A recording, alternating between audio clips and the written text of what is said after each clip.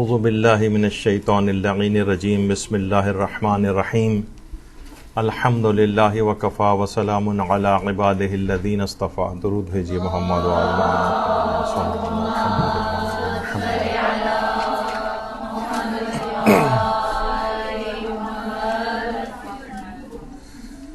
سب سے پہلے تو آپ سب لوگوں کو پیشگی مبارکباد ولادت باسعادت حضرت امام زمانہ علیہ الصلوۃ والسلام.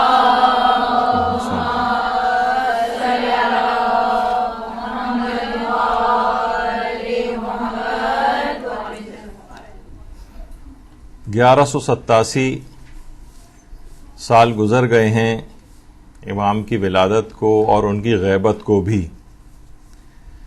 کیونکہ امام زمانہ علیہ الصلوۃ والسلام اپنی پیدائش کے دن سے ہی غیبت میں ہیں. بلکہ بعض علماء کا تو نظریہ یہ بھی ہے کہ حتیٰ کہ جو نواب اربعہ تھے، وہ 4 نائبین امام کے، وہ بھی امام کو اپنی آنکھوں سے نہیں دیکھ پاتے تھے.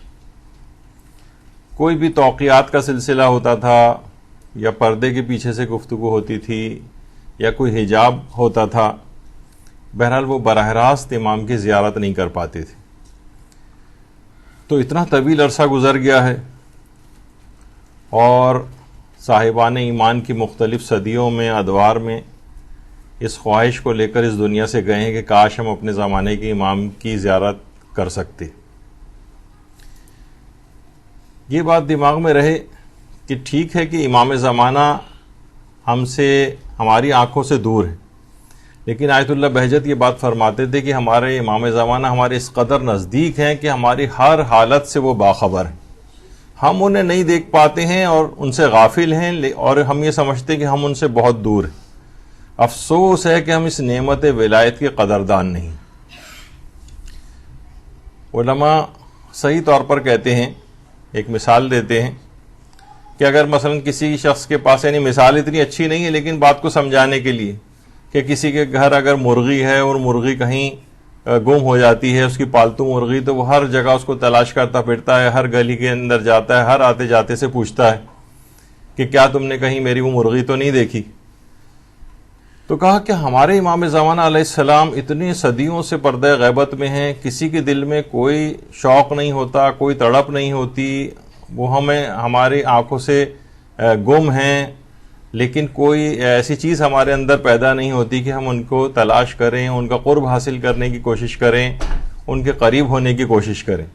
جبکہ وہ ہماری تمام حالات سے باخبر ہیں، لیکن ہم ان سے اس لحاظ سے قربت نہیں رکھتے، اور ان کی کوئی فکر اس انداز کی نہیں رکھتے کہ جیسی کہ ہمیں رکھنی چاہیے. اور خود حضرت امیر المومنین علیہ الصلوۃ والسلام یہ جملہ ارشاد فرماتے ہیں، صلی اللہ علیہ محمد وعلی محمد.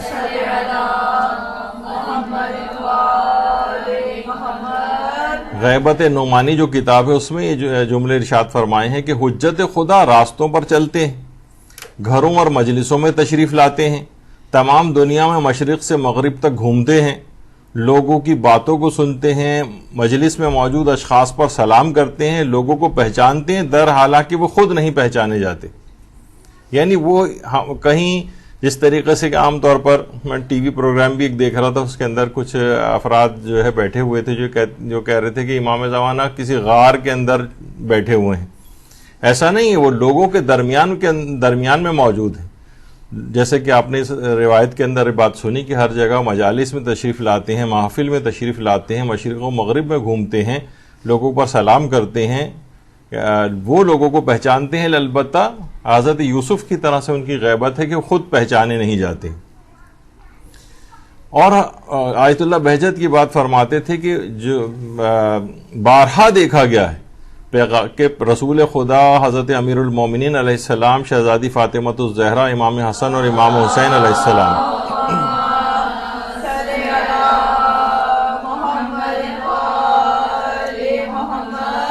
یہ مجالس حدیث قصہ میں اور مجالس توسل میں حاضر ہوتے ہیں، یعنی اس میں آتے ہیں.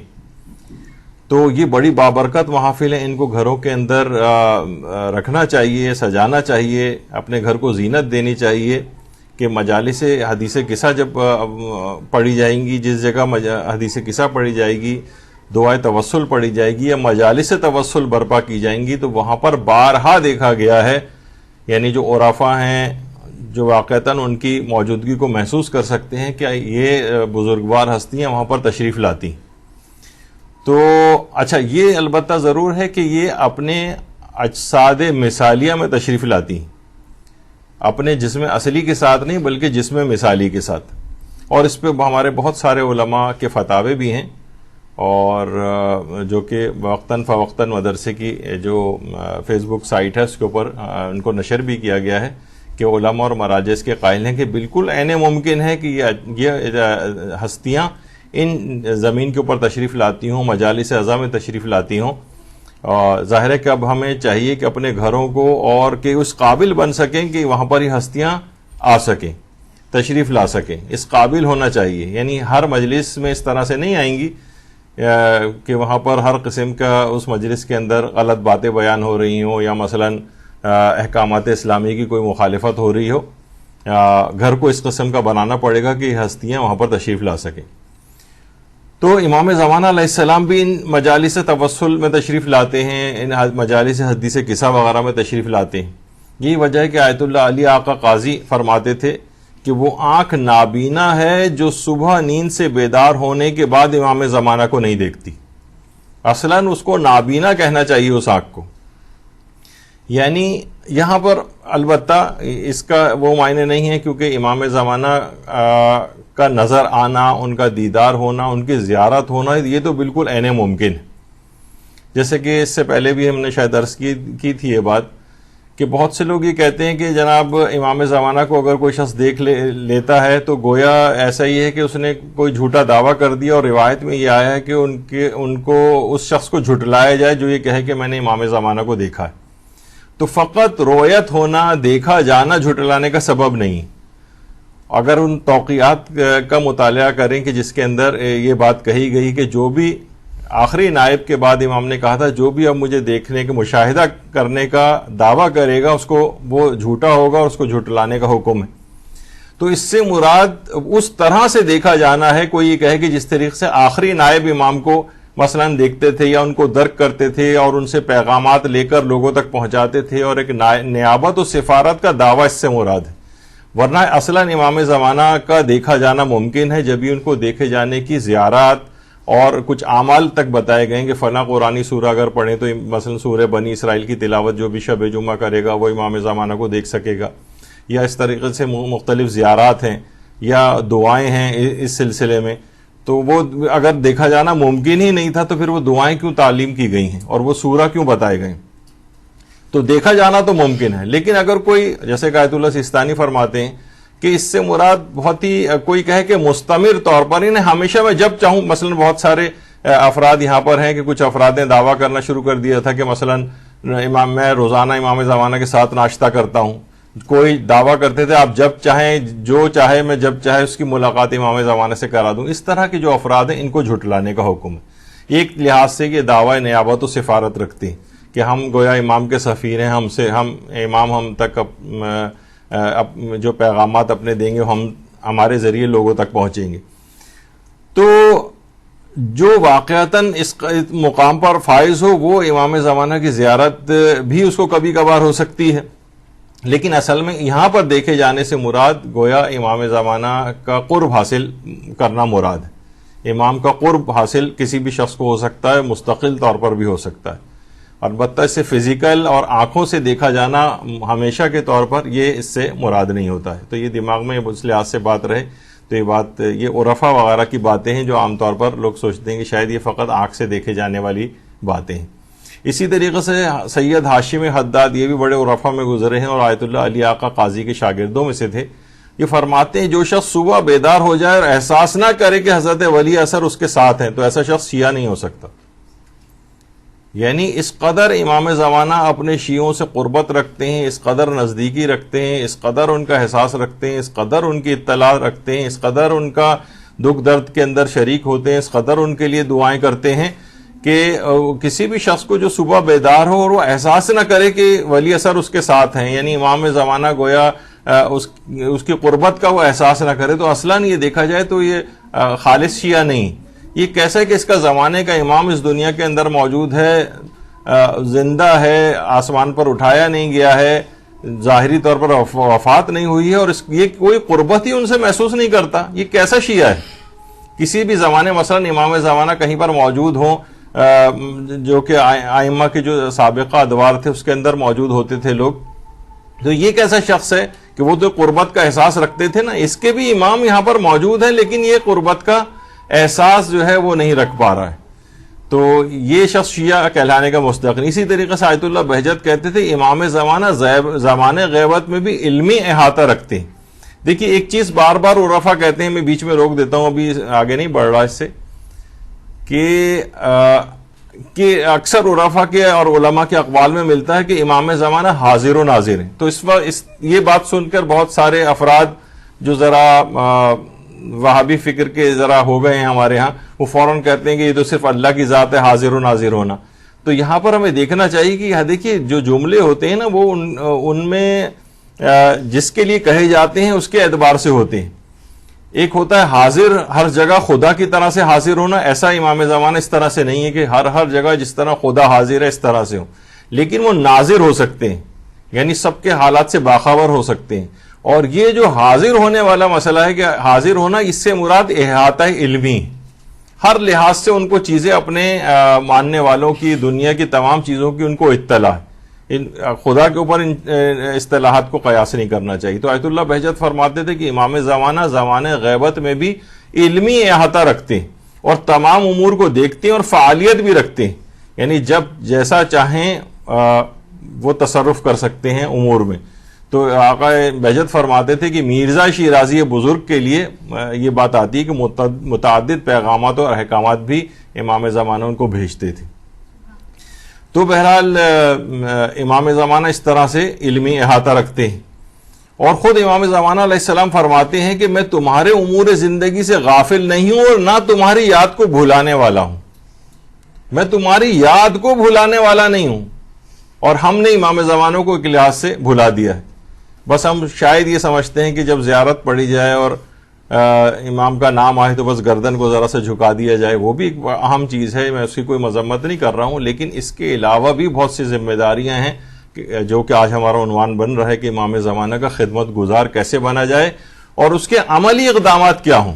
عام طور پر اس کے ذرا فلسفیانہ اور منطقی طور پر ان چیزوں پہ گفتگو کی جاتی ہے، لیکن لوگوں کو یہ پتہ نہیں چلتا کہ ہم خدمت گزار بننا چاہیں تو کیا ہے ہمارے پاس، روڈ میپ کیا ہے، طریقہ کار کیا ہے، ہم کیسے بنیں گے.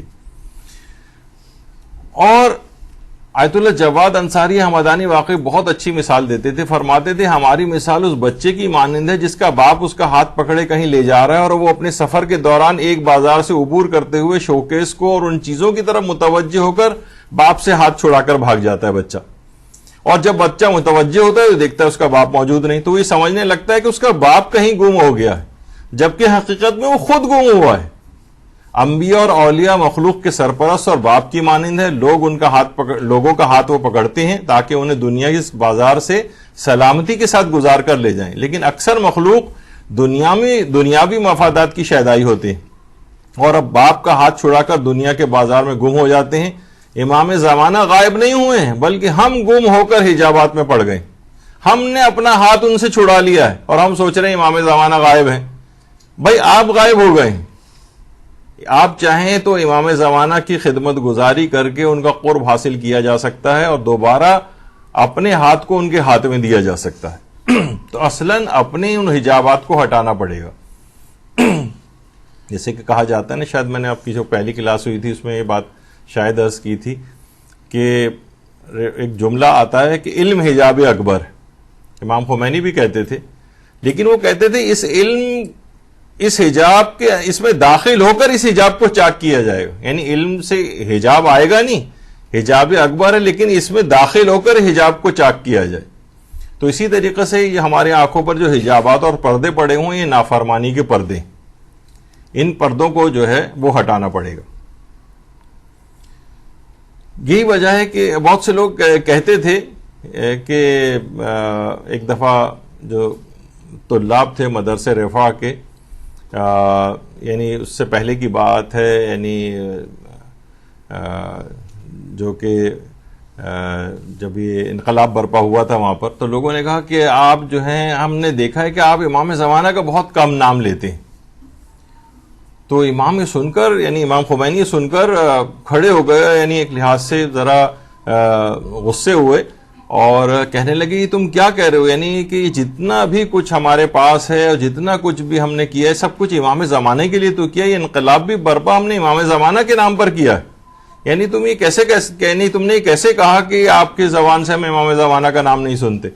ایک شخص پوری اپنی زندگی امام زمانہ کے تمام احکامات کے فرامین میں لگا رہا ہے اور آپ اس کے ایک مثلا جملے کو پکڑیں کہ کہاں کہاں کب کب کیسے کیسے ناموں کو جو ہے وہ استعمال کر رہا ہے. جیسے کہ بہت سے لوگ کہتے ہیں کہ ہم نے دیکھا ہوگا کہ مدرسۃ القائم کے فیس بک پیج پہ اکثر علماء کے اقوال جو ہے وہ اکثر زیادہ لگائے جاتے ہیں، فقہا وغیرہ کے. تو بہت سے لوگوں کا اعتراض ہوتا ہے کہ بھئی یہ آپ فقہا کے اقوال اس کے اوپر اتنے زیادہ کیوں لگاتے ہیں، آپ کو تو صرف احادیث لگانی چاہیے. کچھ کہتے ہیں آپ یہ 90% احادیث لگاتے ہیں تو قرآن کی آیات کیوں نہیں لگاتے. تو وہ ہر صورت میں یعنی لوگ صرف الفاظ یہ نہیں دیکھتے کہ اس کے اندر بھی مفہوم، یعنی فقہا نے جو یہ ہم اقوال لگائے ہیں وہ بھی امام زمانہ کی محبت ہی کے لیے، معصوم کے لیے لگائے ہیں تاکہ لوگوں کے اندر ایک جذبہ اجاگر ہو، لوگوں کو پتہ ہو. پھر دوسری ایک اور بھی چیزیں آج کل فقہا اور مراجع کو مقصر بھی کہا جانے لگا ہے. جیسے کہ ایک لحاظ سے یہ جو جس طالب علموں نے اعتراض کیا تھا، ایک لحاظ سے یہی تھا نا کہ آپ کی زبان پر ہم زیادہ امام زمانہ کا نام کیوں نہیں سنتے. یعنی ایک لحاظ سے وہ مقصر ہونا دوسرے الفاظ میں، وہاں اس زمانے میں شاید یہ اتنی ٹرم ایجاد نہیں ہوئی تھی، اتنی پاکستان کے معاشرے میں ایجاد ہوئی بھی ہے. لیکن یہ کہ بہرحال انہوں نے کہا کہ سارا کام ہی ہم نے امام زمانہ کے لیے کیا ہے. تو بہرحال یہ اس طرح کی چیزیں ہیں کہ ایک ایک چیز امام زمانہ کے لحاظ سے کی جائے. اور یہ بات بہت اچھی آقا ہاشم حداد بھی فرماتے تھے کہ جو شخص صبح نیند سے بیدار ہو اور یہ محسوس نہ کرے کہ امام زمانہ اس کے ساتھ ہیں اور اس کے تمام حالات کو جانتے ہیں، یقیناً ایسا شخص شیعہ نہیں ہو سکتا. اور ایک مومن کے لیے امام کے ظہور اور غیبت میں کوئی فرق نہیں ہونا چاہیے. یہی توحید اور یہی عرفان. یعنی آپ کا دین پر عمل اس وقت کریں گے جب امام زمانہ تشریف لائیں گے، یہ اس بات کا انتظار کر رہے ہیں. اور اس زمانے غیبت میں جس قدر اس کی ضرورت ہے اور جتنا ثواب زمانے غیبت میں دین پر عمل کرنے کا ہے، ظہور کے بعد شاید اتنا نہیں. یہ بھی علماء کے اقوال کے اندر ہی جملہ ملتا ہے. یعنی جس قدر زمانے غیبت میں دین پر عمل کی ضرورت ہے، دیکھیے غیبت اور ظہور میں کوئی فرق نہیں ہونا چاہیے دین پر عمل کے اعتبار سے. یعنی وہی تمام چیزیں، اب جیسے کہ میں نے اس سے پہلے بھی ایک دفعہ ذکر کیا تھا، مثلا امام زمانہ علیہ السلام کا ظہور ہو جائے اور آپ بھی سب انشاءاللہ ان کے سامنے موجود ہوں، تو جیسے کہ پرانے بھی ائمہ کے ادوار میں ہوتا تھا کہ لوگ مختلف شہروں میں رہتے تھے، مختلف ملکوں میں رہتے تھے، ان کی روزانہ امام زمانہ سے کہاں ملاقات ہوتی تھی. بس جو مدینے وغیرہ میں رہتے تھے افراد ان کی امام سے ملاقات ہو جایا کرتی تھی.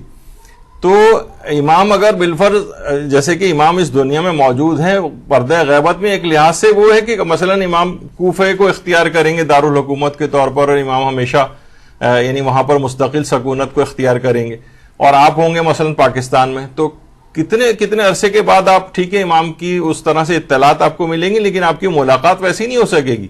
آپ کو دین پر عمل ویسے ہی کرنا پڑے گا. تو غیبت میں دین پر عمل کے اعتبار سے غیبت میں اور ظہور میں کوئی فرق نہیں. جس قدر امام زمانہ جب ظہور کر جائیں گے اس وقت بھی اسی قدر دین کے اوپر عمل ضروری ہوگا، غیبت میں بھی اسی قدر عمل ضروری ہے. تو اس لحاظ سے لوگوں کو کہ انتظار اس بات کا ہے کہ امام آئیں گے تو ہم ٹھیک ہوں گے تو پھر ہم اپنے آپ کو نیک بنائیں گے. نہیں، ایسا نہیں. غیبت اور ظہور میں دین پر عمل کے اعتبار سے کوئی فرق نہیں. اور یہ بھی آیت اللہ جواد انصاری حمدانی بھی بات فرماتے تھے کہ پوچھا گیا کہ امام زمانہ کب ظہور فرمائیں گے، تو انہوں نے کہا کہ اس وقت ظہور فرمائیں گے جب ان کا ظہور اور غیبت تمہارے لیے مساوی ہو جائے، اس وقت ظہور ہو جائے گا. ایک لحاظ سے یہی ہے کہ آپ کے لیے تو سمجھے کہ امام ابھی بھی ظہور کیا ہوا ہے، بس آپ کی آنکھوں سے تو اوجھل ہیں. جیسے آپ پاکستان میں اور مثلا کوفہ میں ہیں تو آپ کہاں ان سے اس قدر فریکوینٹلی مل سکیں گے یا ان کے پاس جا سکیں گے. اور اس زمانے کی جو تفصیلات بیان ہوتی ہیں کہ کوفہ شہر اس قدر مہنگا ہو جائے گا کہ ایک گاڑی کو پارک ہونے کی جگہ، یعنی تو میں نے اپنے الفاظ میں کہہ رہا ہوں، ورنہ ہے کہ سواری کو صرف کھڑا کرنے کے لیے یعنی لوگ جو ہے وہ بہت زیادہ قیمت وہاں پہ، اتنا یعنی جگہ جو اتنی قیمتی، اور ہر شخص جو ہے وہ کوفے جانا چاہے گا. اور بہت سارے افراد جو کہ امام زمانہ علیہ السلام جو جمعے کی نماز پڑھائیں گے وہاں پر، تو ان کی پیچھے نماز پڑھنے کے لیے لوگ بدھ سے سفر کرنا شروع کریں گے تاکہ جمعے تک وہاں پہنچ سکیں. اللہم صل علی محمد.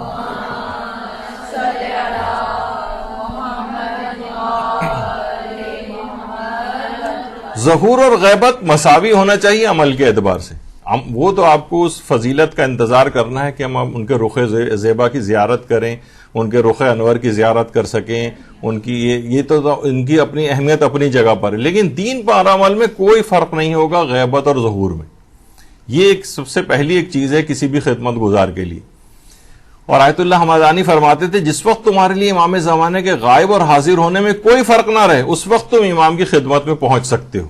ہمیں چاہیے کہ ہم اپنے آپ کو آمادہ رکھیں تاکہ امام کے حضور و غیب میں ہمارے لیے کوئی فرق نہ رہے, اور وہی وقت امام سے ملاقات کا ہے. غیبت اور ظہور کا جہاں یہ والی یکسانیت آپ کے اندر آ گئی, یعنی عمل کے اعتبار سے, دین پر عمل کے اعتبار سے کوئی فرق باقی نہ رہے, تو بس گویا امام کا قرب آپ کو اسی وقت حاصل ہو گیا. آپ نے زمانہ غیبت میں اپنے فریضے کو ادا کیا دین پر عمل کے اعتبار سے. جو تمام مراجع جتنے بھی آپ کسی سے استفتاء بھی کر کے دیکھ لیں, جو پہلے سے استفتاءات موجود ہیں, جب ان سے پوچھا جاتا ہے کہ زمانہ غیبت میں ہماری ذمہ داری کیا ہے, تو ہر مرجع ایک ہی تقریباً بات کہتا ہے کہ دین پر سختی کے ساتھ کاربند ہو جائیے, واجبات و حرام کا خیال کیجیے, یہ سب سے بڑی ذمہ داری. تو یہ بہت اہم ہے. یعنی جب ہم چاہتے ہیں کہ امام کے خدمت گزار بنے تو سب سے زیادہ اہم بات اس کے اندر یہ ہے کہ ہم دین پر اتنی سختی کے ساتھ کاربند ہو جائیں. یہ کیسا خدمت گزار ہوگا کہ جو دین پر کاربند ہی نہیں, جو دین کے مطابق عمل ہی نہیں کر رہا ہے, جو اپنی معلومات کو وسیع نہیں کرتا, بڑھاتا نہیں ہے, اپنے اعمال کو ٹھیک نہیں کرتا ہے. اور آیت اللہ بہجت یہ بھی فرماتے تھے کہ اگر امام زمانہ کے فرج کے لیے یعنی ان کے ظہور کے لیے دعا کرتے رہو تو یہ اس بات کی علامت ہے کہ ابھی تمہارا ایمان باقی ہے. اللہم صل علی محمد.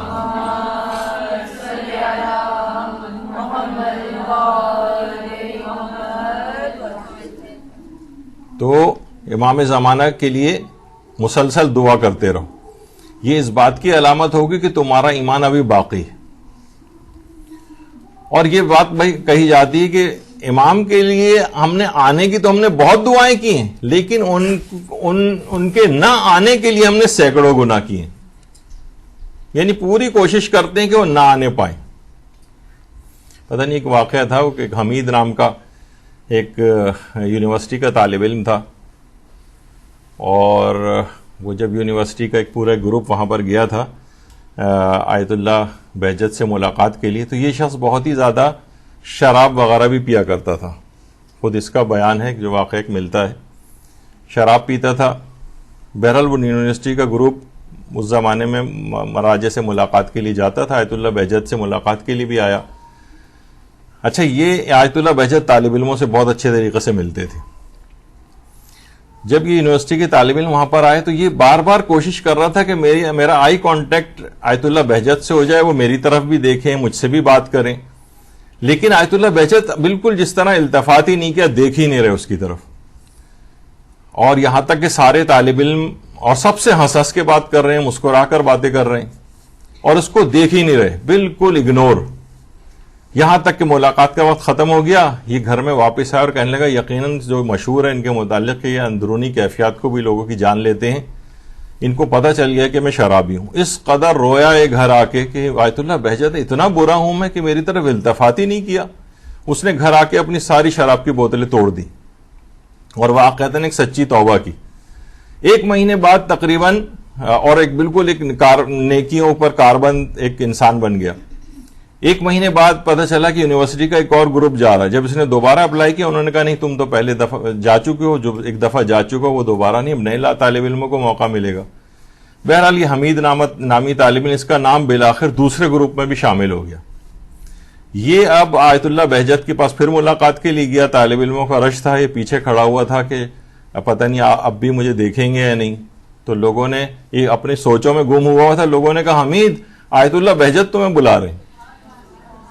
اور اس نے کہا جب آئی کانٹیکٹ ہوا, دیکھا آیت اللہ بہجت ہاتھ کے اشارے سے اس کو اپنے پاس بلایا, بالکل اس کا کان اپنے لبوں کے قریب کیا اور کہا کہ گزشتہ 1 مہینے سے تم نے اپنے زمانے کے امام کو بہت خوش کر دیا. اللہم صل علی محمد و آل محمد.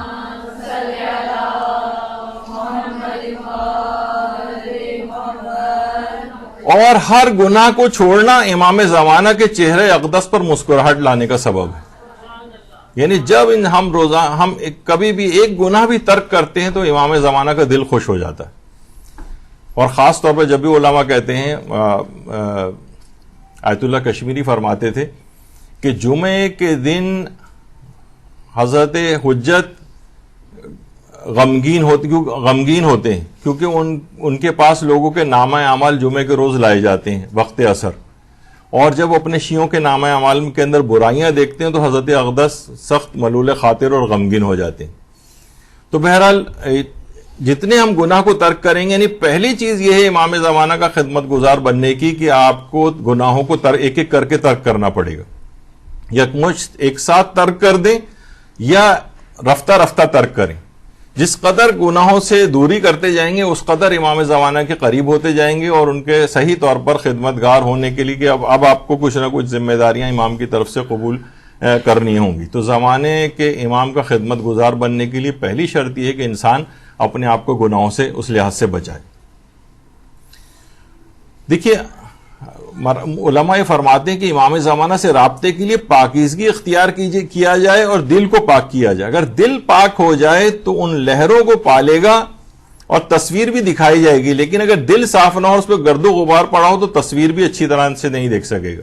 یعنی جتنا ہم اپنے گناہوں سے اپنے دل کو خراب کرتے ہیں، گویا وہ آئینہ دل جو ہے وہ اتنا ہی زیادہ اس پہ گرد پڑ گئی ہے، کیچڑ جمع ہو گئی، تو اس کے اندر تصویر امام کیسے جو ابھر سکے گی.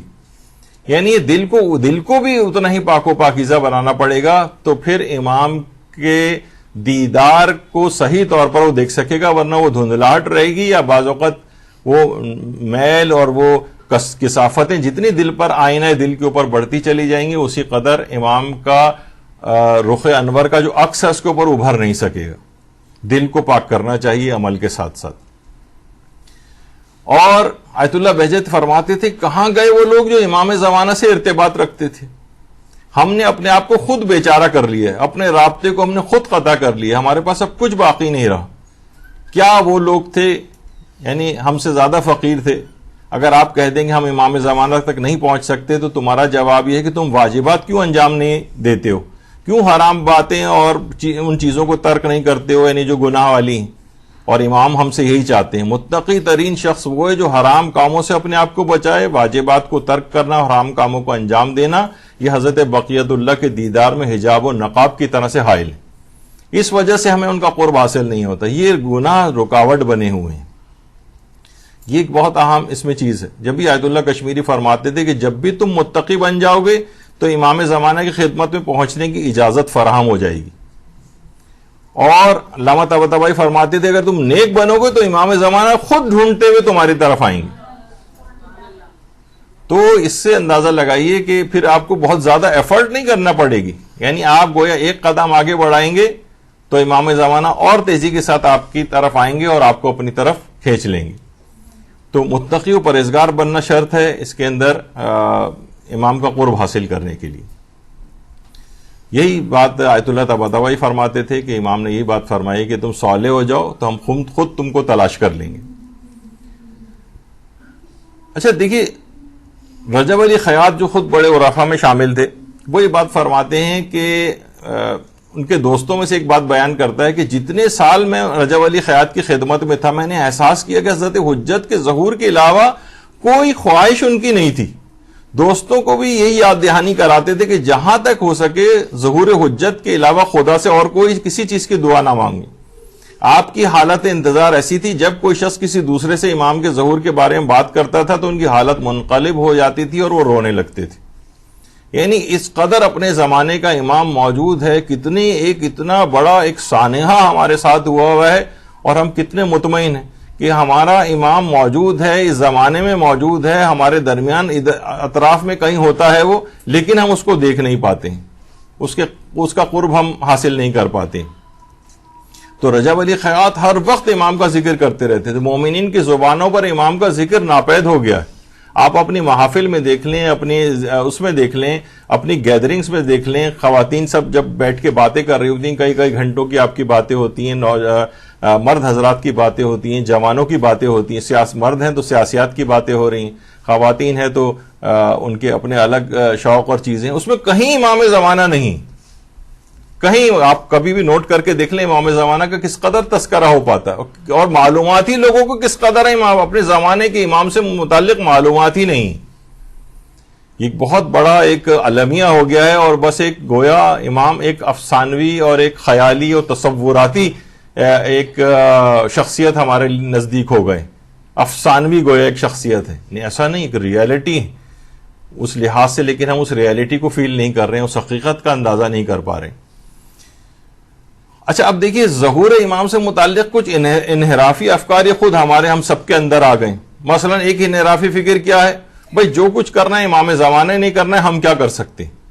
یہ اکثر آپ ہمیں مختلف جو ذاکرین وغیرہ ہیں بعض ان کی تقریروں کے اندر یہ چیز ملتی کہ بھائی جو کچھ کرنا ہے امام نے کرنا ہے، ہمیں کچھ کرنے کی کیا، ہمارا کام تو فقط یہ کہ ہم حسین کرتے رہیں. مثلا وہ بھی کرنا ہے، وہ سب سے عام چیز ہے، لیکن یہ کہ عملی اقدام کچھ بھی نہیں کرنا ہے، جو کچھ ہوگا امام خود کر لیں گے. دوسری یہ کہ غیبت امام میں کچھ خدمت انجام دیے بغیر ظہور کے وقت انصار امام بننے کی تمنا کرنا، یعنی انصار امام بننا کتنا بڑا تمغہ ہے، اعزاز ہے، وہ بغیر کچھ کیا آپ کو حاصل ہو جائے گا. یعنی زمانے غیبت میں آپ نے کچھ بھی نہیں کیا امام کے لیے، اور جب ظہور کریں گے تو امام اپنے ہراول دستے میں گویا آپ کو شامل کر لیں گے. امپاسبل ہے. یہ کہاں سے یہ والی چیزیں آئی ہیں؟ انحرافی فکر ہے. ظہور کے وقت بھی وہی تمام افراد امام کے لیے اٹھائے جائیں گے کہ جو کہ غیبت کے زمانے میں کام کر چکے ہوں گے. جیسے ہم نے ایک دفعہ پہلے کہا تھا کہ آپ کو تماشبین کے طور پہ نہیں اٹھایا جائے گا کہ چلیے آئیے امام زمانہ کا ظہور ہو گیا، اب دیکھیے امام زمانہ کیسے کریں گے، اور آپ گویا آپ کمرے میں موبائل فون ہاتھ میں لیے بس آپ ایئر کنڈیشن روم کے اندر بیٹھ کے امام کی خبر رکھیں گے. یعنی ہمیں کوئی تماشبین کے طور پہ نہیں اٹھایا جائے گا. اس قدر کام کرنا پڑے گا، اس قدر محنت کرنی پڑے گی کہ بہت سی روایات میں یہ بات آئی ہے کہ امام کے جو اصحاب ہوں گے وہ آرام بھی اپنی سواریوں پر کریں گے، اتنا بھی وقت نہیں ان کے پاس، قدر کام کرنا پڑے گا امام کے ظہور کے بعد بھی. یعنی یہ نہیں ہوگا کہ بس ہر وقت بس وہ دماغ میں ہے کہ بس وہ انگور کا درخت لٹکا ہوگا، اس میں انگور لیٹ کے آپ بس کھاتے رہیں گے کہ اب تو شیر بکری سب پانی ایک گھاٹ کے اوپر وہ پانی پی رہے ہیں. یہ سب بھی سب کچھ بعد میں ہوگا، لیکن اصلاً آپ کو کیا کرنا ہوگا، خدمت کرنی پڑے گی، اور زمانے غیبت میں خدمت کرنی پڑے گی تو پھر آپ زمانے ظہور میں خدمت کے قابل ہو سکیں گے. تیسری انحرافی فکر یہ غیبت امام میں اپنی ذمہ داریوں کی فکر کے وجہ علامات ظہور معلوم کرتے رہنا. نوجوانوں کا ایک کھیل اس لحاظ سے بن گیا ہے کہ اچھا اب دیکھیے یہ علامت پوری ہو گئی، اب کتنی علامتیں پوری ہو گئی، اتنی ایک دفعہ ہمارے استاد محترم نے کہا تھا کہ پچھلے چند سالوں کے اندر 100 سے زائد علامات پوری ہوئی ہیں امام زمانہ کے ظہور کی، ورنہ 50-100 سال کا عرصہ گزر جاتا تھا، مشکل سے ایک علامت پوری ہوتی تھی. اب ساری دنیا پوچھنے پہ تیار ہو گئی ہے کہ جناب یہ وہ نا 100 علامتیں کون سی پوری ہوئی ہیں. بھائی آپ کو علامت پوری ہو کے یعنی اس کا کیا کرنا ہے اس کا، یعنی اگر ایک لحاظ سے یہ بات کہیں بیان ہو بھی گئی ہے تو آپ صرف علامتیں پوری ہونے کی صرف ایک اپنی وہ ٹک کرتے رہیں گے کہ بھئی یہ ہو گئی یہ ہو گئی، اس سے کیا فرق پڑے گا. اصلاً یہ ہے کہ آپ کو اپنے عمل کو ٹھیک کرنا ہے. یہ بھی ایک انحرافی فکر ہے کہ ذمہ داریوں سے بے فکر ہو گئے اور بس علامتوں کی فکر کر رہے ہیں کہ کتنی پوری ہوئی. چوتھی انحرافی فکر یہ کہ ظہور امام زمانہ کو الہی احکام کے نفاذ کی کوششوں اور زحمتوں کا زمانہ سمجھنے کے بجائے عیش و آرام کا زمانہ سمجھنا. ارے بھائی ابھی امام کو جتنے افراد چاہیے، کتنی بڑی ایک حکومت اسلامی قائم کرنے کے لیے امام کو کتنے افراد کی ضرورت ہوگی، مختلف عہدوں پہ چاہیے ہوں گے، ایک پوری عالمی حکومت قائم ہونے جا رہی ہے، اور امام کے جو بھی انصار ہوں گے وہ فاسق و فاجر و بدکار و بے عمل افراد تو نہیں ہوں گے. تو آپ کو اتنی تعداد میں باعمل افراد کی ایک کھیپ تیار کرنی ہے، لوگوں کو خود سے وہ اپنے آپ کو بہتر بنانا ہے تاکہ وہ امام کے عامل بن سکیں، یعنی امام کے عہدے کو قبول کرنے کے قابل ہو سکیں. فاسق و فاجروں اور بدکاروں کو عہدہ نہیں دیا جائے گا امام کی طرف سے. تو وہ کیا کرتے ہیں کہ عیش و آرام کا زمانہ سمجھ رہے ہیں غیبت کو. نہیں، یہ اپنے آپ کو بدلنے اور محنتوں اور زحمتوں کا زمانہ ہے. لوگوں کی تعداد، نیک افراد کی تعداد کو بڑھانا ہے. اس کے لیے آپ کو عملی میدان میں کوششیں کرنی ہیں لوگوں کو نیک بنانے کی، تاکہ امام کا ظہور کی راہ ہموار ہو جائے. یہ عیش و آرام کا زمانہ نہیں. یعنی ہم سوچتے ہیں کہ بھائی بہت مشکلات ہو گئی، امام زمانہ جلد سے جلد ظہور کریں آ کر، اور ہم بہت اطمینان سے ہم بیٹھ کے آرام سے ٹی وی وغیرہ دیکھیں، کوئی قتل و غارت گری نہ ہو، بہت اطمینان کے ساتھ زندگی گزاریں. تو یہ دماغوں میں لوگوں کے آگے عیش و آرام کی زندگی. پانچویں یہ جو انحرافی فکر ہے، اجتماعی ذمہ داریوں کو نظر انداز کر کے فقط چند عبادات کو انجام دے کر گوشہ نشینی کی زندگی گزارنا. ٹھیک ہے، میں نے اپنی نمازیں پڑھ لی ہیں، روزے میں نے رکھے ہیں، وقت پہ خمس میں نکال دیتا ہوں، یہ بھی بہت بڑی عبادت ہے. وہ یہ بھی آج کل کوئی کر رہا ہو تو بڑا کارنامہ ہے اس کا. لیکن اجتماعی ذمہ داریوں کو نظر انداز کر کے گوشہ نشینی کی طرح سے بس اپنی فکر کے اندر صرف رہنا، یہ خود غرضانہ ایک طریقہ، اور یہ خود بھی بچ نہیں پائے گا زمانے کی ان آسیب زدگی سے کہ جو کہ یا اس کی اولادیں وغیرہ اگر اس نے اجتماعی ذمہ داریاں اپنی نہ نبھائیں، ابھی جس کا بھی آگے چل کر ہم تذکرہ کرنے والے. اور اگلی انحرافی فکر یہ کہ صاحبان علم کا امر بالمعروف و نہی عن المنکر کے سلسلے میں خاموشی اختیار کرنا. خاموشی، اچھا اس میں چلے ہم ابھی علماء کو تو اپنی ذمہ داریاں پتہ ہیں، اس لحاظ سے آپ بھی اب دینی طالب علم ہونے کے اعتبار سے، طالبہ ہونے کے اعتبار سے آپ کی بھی اپنی کچھ ذمہ داریاں ہو گئیں. یعنی مدرسے کی ایک طالبہ ہونے کے لحاظ سے آپ کی فکر عام خواتین جو گھروں میں ہیں ان سے بہت بہتر آپ کی فکر ہونی چاہیے. اس سلسلے میں اگر خاموشی اختیار کی تو یہ خود ایک انحرافی فکر ہے. یعنی ادھر ادھر کی باتیں، ادھر ادھر کی مجلسیں جو آپ پڑھ رہی ہیں اس میں ادھر ادھر کی باتیں کر رہی ہیں، عمل کے اوپر، تبلیغات دین کے اوپر اس پہ فوکس نہیں ہے آپ کا. تو کیا ہے یہ بھی امر بالمعروف و نہی عن المنکر کے سلسلے میں خاموشی اختیار کرنا. یہ انحرافی افکار ہیں. جو خدمت گزار امام زمانہ بننا چاہے گا ان کو اپنے اندر سے ان انحرافی فکروں کو نکالنا پڑے گا، نکالنی پڑیں گی فکریں. تو یہی بات آیت اللہ بہجت فرماتے تھے کہ یہ بات یقینی ہے کہ امام زمانہ کے ظہور کی تعجیل کے لیے دعا کرنے کی بہت زیادہ تاثیر ہے، لیکن شرط یہ ہے کہ وہ فقط زبان کی حد تک نہ ہو. یہ ہم صرف اجل اللہ تعالی فرجہ الشریف، صرف زبانی قسم کی دعا اللہم کن لولیک الحجت، جس میں اکثر لوگوں کو اس کے ان دعاؤں کے ترجمے سے بھی واقفیت نہیں ہے، بس پڑھ رہے ہیں کہ ہاں اس میں کچھ نہ کچھ ایسی بات ہے، اچھی بات ہے، بس اس لحاظ سے پڑھ رہے ہیں. یعنی زبان سے دعا کی بہت تاثیر ہے، لیکن فرماتے ہیں ایک شرط یہ ہے وہ فقط زبان کی حد تک نہ ہو، عمل سے اظہار ہونا چاہیے.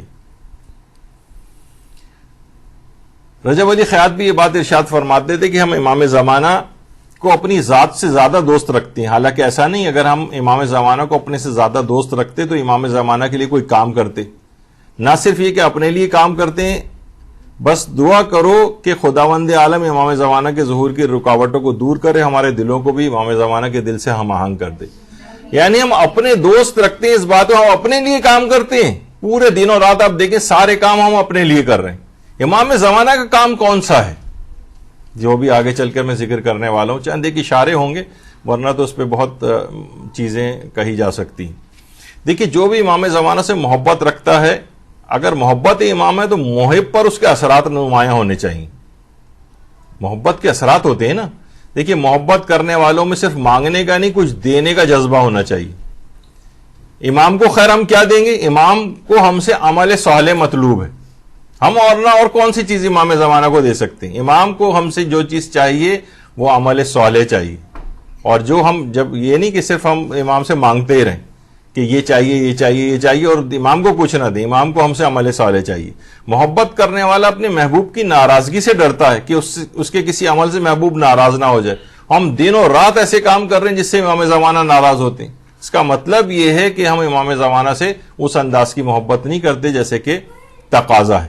اور محبت کو محبوب مطلوب ہوتا ہے، نہ کہ اس کے وسیلے سے مال دنیا، ملازمت، کاروبار، رشتہ، صحت، اولاد مقصود ہو. اصلاً محبت کرنے والے کو اپنا محبوب عزیز ہوتا ہے. یہاں پر کیا ہے کہ ہمیں محبوب عزیز نہیں بلکہ اس کے وسیلے سے ہمیں کچھ چیزیں چاہیے. ہمیں اولاد چاہیے، رزق چاہیے، بیماری سے نجات چاہیے، اس طرح کی چیزیں چاہیے. تو اصلاً اپنی محبت کو امام زمانہ سے خالص کرنا پڑے گا. خالص. ابھی ہم نے امام زمانہ کو ان چیزوں کو حاصل کرنے کا ایک ذریعہ سمجھا ہوا ہے، یا دیگر معصومین کو بھی. وہ تو ہمیں حکم ہے کہ ان سے یہ چیزیں مانگو، ان کے وسیلے سے مانگو، ان سے مانگو، وہ اس میں کوئی حرج نہیں ہے. لیکن یہ کہ اصلاً یہ جو محبت کرنے والا ہے اس کے کچھ اثرات، اس کے کچھ نمایاں اس کی زندگی پہ نظر آنے چاہیے کہ یہ شخص ائمہ سے محبت کرتا ہے، صرف زبانی طور پر نہیں.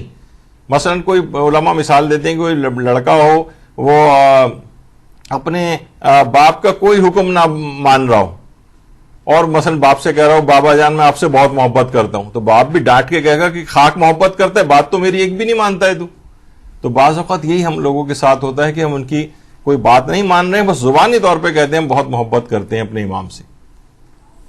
جب بھی حضرت اللہ بہجت بھی فرماتے تھے کہ ظہور کے وقت حلوہ تقسیم نہیں ہوگا، امام زمانہ آئیں گے تو اس وقت بھی قیامت سے کچھ کم برپا نہ ہوگا، تو کام کرنا پڑے گا. اب امام زمانہ کے دیکھیے مددگاروں میں ہم کہہ رہے ہیں نا ہم کیسے شامل ہوں عملی اقدامات، تو اس کے لیے ہمارے چھٹے امام جعفر صادق علیہ الصلوۃ والسلام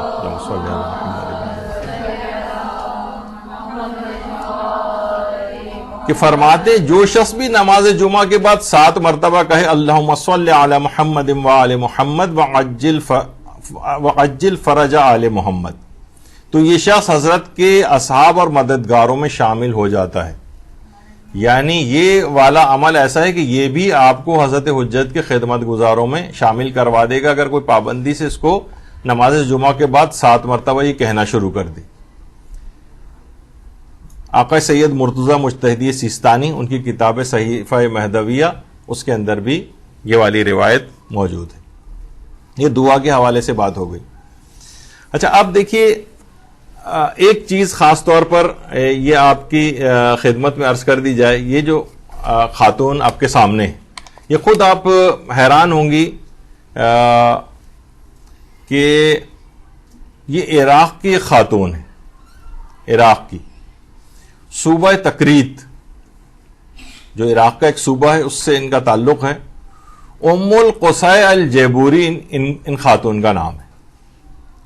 ان کو طاعت و تکریت یا طاعت العصر کہا جاتا ہے. آپ کو پتہ ہے طوعہ یا طوعہ یہ کس کا نام تھا؟ مسلم ابن عقیل علیہ الصلوۃ والسلام کو جس خاتون نے اپنے گھر میں پناہ دی تھی اور اپنی جان کی پرواہ نہیں کی تھی اس کا نام تھا طوعہ. بالکل انہی کی پیروی میں اس خاتون نے صوبہ تکریت پر جب داعش نے حملہ کیا تھا تو وہاں پر ایک کیڈٹ کالج تھا، ایک تربیتی کیمپ تھا جس کے اندر 5 سے 10 ہزار ان آرمڈ کیڈٹس تھے، یعنی ان کے پاس کوئی اسلحہ وغیرہ نہیں تھا، وہ ابھی تربیت ابتدائی طور پر حاصل کر رہے تھے. انہوں نے پورا اس کا محاصرہ کر لیا اور اچھی طریقے سے اس کو وہ کر لیا ان لوگوں نے، داعش والوں نے. تو ان خاتون ابھی میں پہلے اس کا بتا دوں کہ جب انہوں نے چاروں طرف سے ان کا محاصرہ کر لیا تو ان 5 سے 10 ہزار جو کیڈٹس وہاں پر موجود تھے ان میں سے 1700 شیعہ اور جو غیر مسلم تھے ان کو الگ کیا، اور ان کو الگ کرنے کے بعد ایک خاص جگہ لے جا کر ان 1700 افراد کو اس مقام پر لا کر ذبح کر دیا گیا. ذبح یہ وہ جگہ ہے کہ جہاں پر ذبح کرتے تھے اس کے بعد لاش نیچے پانی میں پھینک دیتے تھے. 1700 شیعہ اور اس میں کچھ وہاں پہ غیر مسلم کیڈٹس بھی تھے، ظاہر ہے وہ ایک ملک کے اندر ہر اس کے مذہب کے ہوتے ہیں، یہ سب وہاں پر ذبح کر کے ڈال دیے گئے. اچھا جس وقت یہ ام القصی کو علم ہوا اس بات کا کہ اس قتل عام کے دوران کچھ کیڈٹس ایسے ہیں کہ جو وہاں سے فرار ہو گئے تھے، تو اس خاتون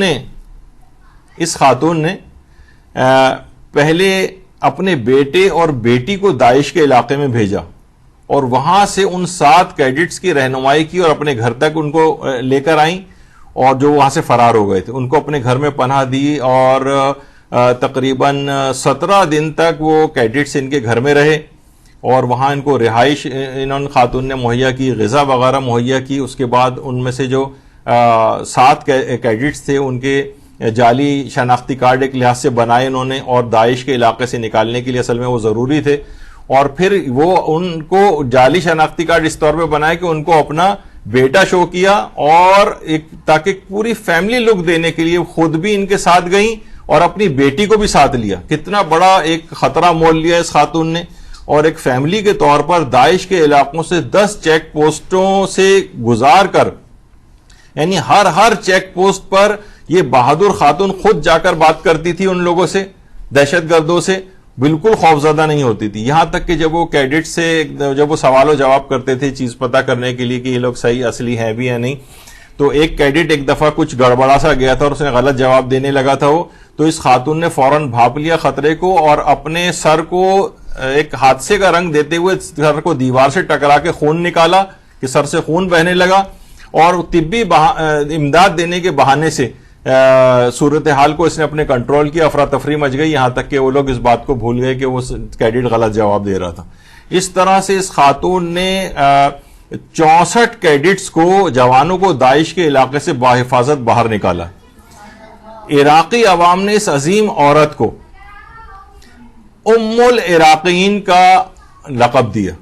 ام العراقین یا طاعت و تکریت، تکریت کی طاعہ، عراق کی طاعہ، جو کہ جس اللہم صلی علی محمد وعلی محمد.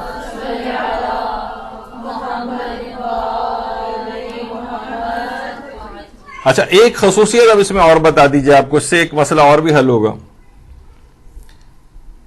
یہ خاتون غیر شیعہ مسلمان ہے، غیر شیعہ. دیکھیں امام زمانہ علیہ السلام کا جب ظہور ہوگا تو اکثریت جو ہے غیر شیعہ مسلمان افراد کی یہ مذہب حقہ کو قبول کر لے گی. اکثریت، اس کے اندر جو افراد ہیں وہ اکثریت ایسی ہوں گے کہ جب امام زمانہ تشریف لائیں گے تو مذہب حق کو قبول کریں گے. یہی وجہ ہے کہ آیت اللہ سیستانی نے برادران اہل سنت کو اپنا نفس اور اپنا جان بھی قرار دیا. یعنی دیکھیے عام عوام جو ہوتی ہے نا، زیادہ تر عام عوام کے دل تعصبات سے پاک ہوتے ہیں. یہ تو چند افراد کا ایک گڑبڑ جو انہوں نے کر رکھی ہے معاشرے میں، اس سے تعصبات ذرا فروغ پا رہے ہیں، ورنہ اصلاً یہ تمام افراد ایک دوسرے کے ساتھ گھل مل کر رہنا چاہتے ہیں اور ہر قسم کی دہشت گردی کو ناپسند کرتے ہیں، آپس میں مذہبی منافرت کو ناپسند کرتے ہیں.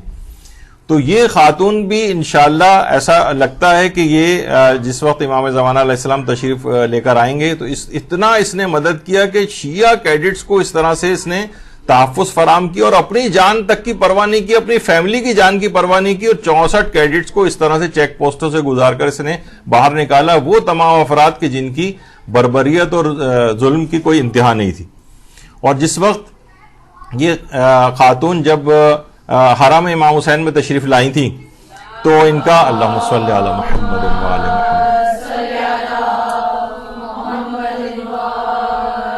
محمد، تو ان کا بہت فقید المثال استقبال ہوا تھا. اور وہاں کے جو مدیر اعلیٰ ہیں شیخ عبد المہدی حرم امام حسین علیہ السلام کے، انہوں نے باقاعدہ ان کا شایان شان استقبال کیا تھا اور ان کو ایک اس لحاظ سے ایک ہدیہ اور تحفہ بھی وہاں پر جو ہے پیش کیا گیا تھا. تو عراق کی عوام نے ان کو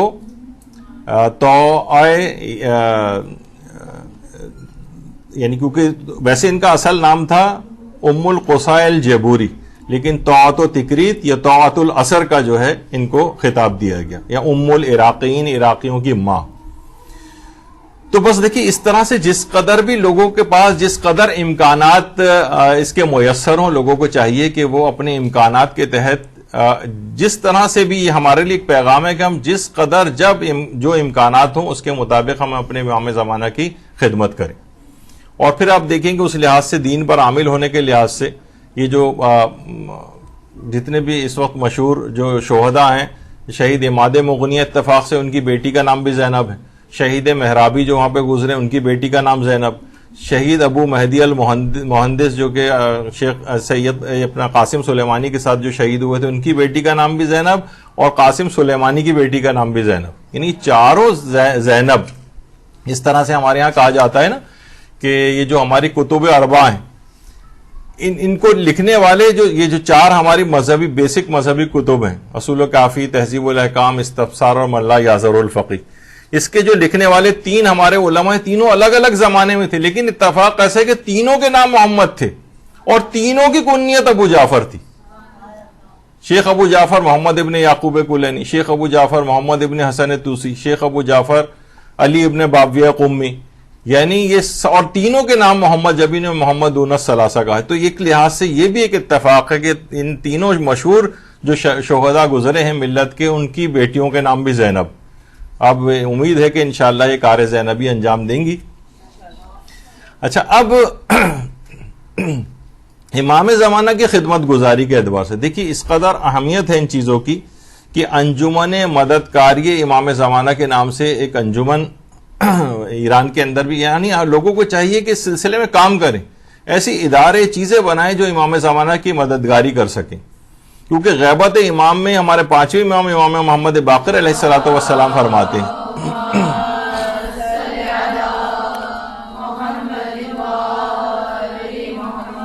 فرماتے ہیں کہ تم میں سے صاحبان قدرت ضعیفوں کی مدد کریں، غنی اور مالدار فقیروں کی دستگیری کریں، ہر انسان اپنے بھائی کو مفید نصیحت کرے. یعنی ایک تو وہ والا کام بھی کرنا ہے آپ نے جو چیریٹی ورک ہے، لوگوں کی مدد کرنا ہے، اور اس کے ساتھ کیا ہے ہر شخص اپنے بھائی کو مفید نصیحت، یعنی امر بالمعروف اور نہی عن المنکر، یعنی تبلیغات کا کام. یہ ذمہ داریوں میں سے ایک ذمہ داری پانچویں امام نے قرار دی. یہ اپنی خدمت گزار بننے کے لیے آپ کو یہ والے کام کرنے پڑیں گے، یعنی خدمت خلق بھی کرنی ہے اور تبلیغ دین بھی کرنی ہے. پانچویں امام کی حدیث کے اندر اس ذمہ داریوں کا ایک خلاصہ بیان کیا گیا ہے. تو دیکھیے اپنے دل سے، اپنے قول اور فعل سے امام زمانہ کی خدمت کیجیے، یعنی دل سے بھی، اپنے قول سے بھی، اپنے فعل سے بھی. مثلا ایک تو یہ کہ اپنے مثلا اپنے بچوں کے نام، اپنے اداروں کے نام، کوئی چیز کو قائم کریں آپ، اس کا نام امام زمانہ کے نام پر یا ان کے القاب پر رکھیں. اس سے ہر وقت ان کی ایک یاد قائم ہوگی. اور الحمدللہ ہمارا اپنا مدرسہ مدرسۃ القائم امامی کے اس لقب سے موسوم اس کو کیا گیا ہے، تاکہ ہر وقت یعنی نام کا ذکر کرنے سے ان کی شخصیت ہر وقت ہماری آنکھوں کے سامنے اور ہمارے دل میں رہے. دیکھیے اپنی صلاحیت اور ذوق اور امکانات کو دیکھتے ہوئے خدمت کا تعین کیجیے.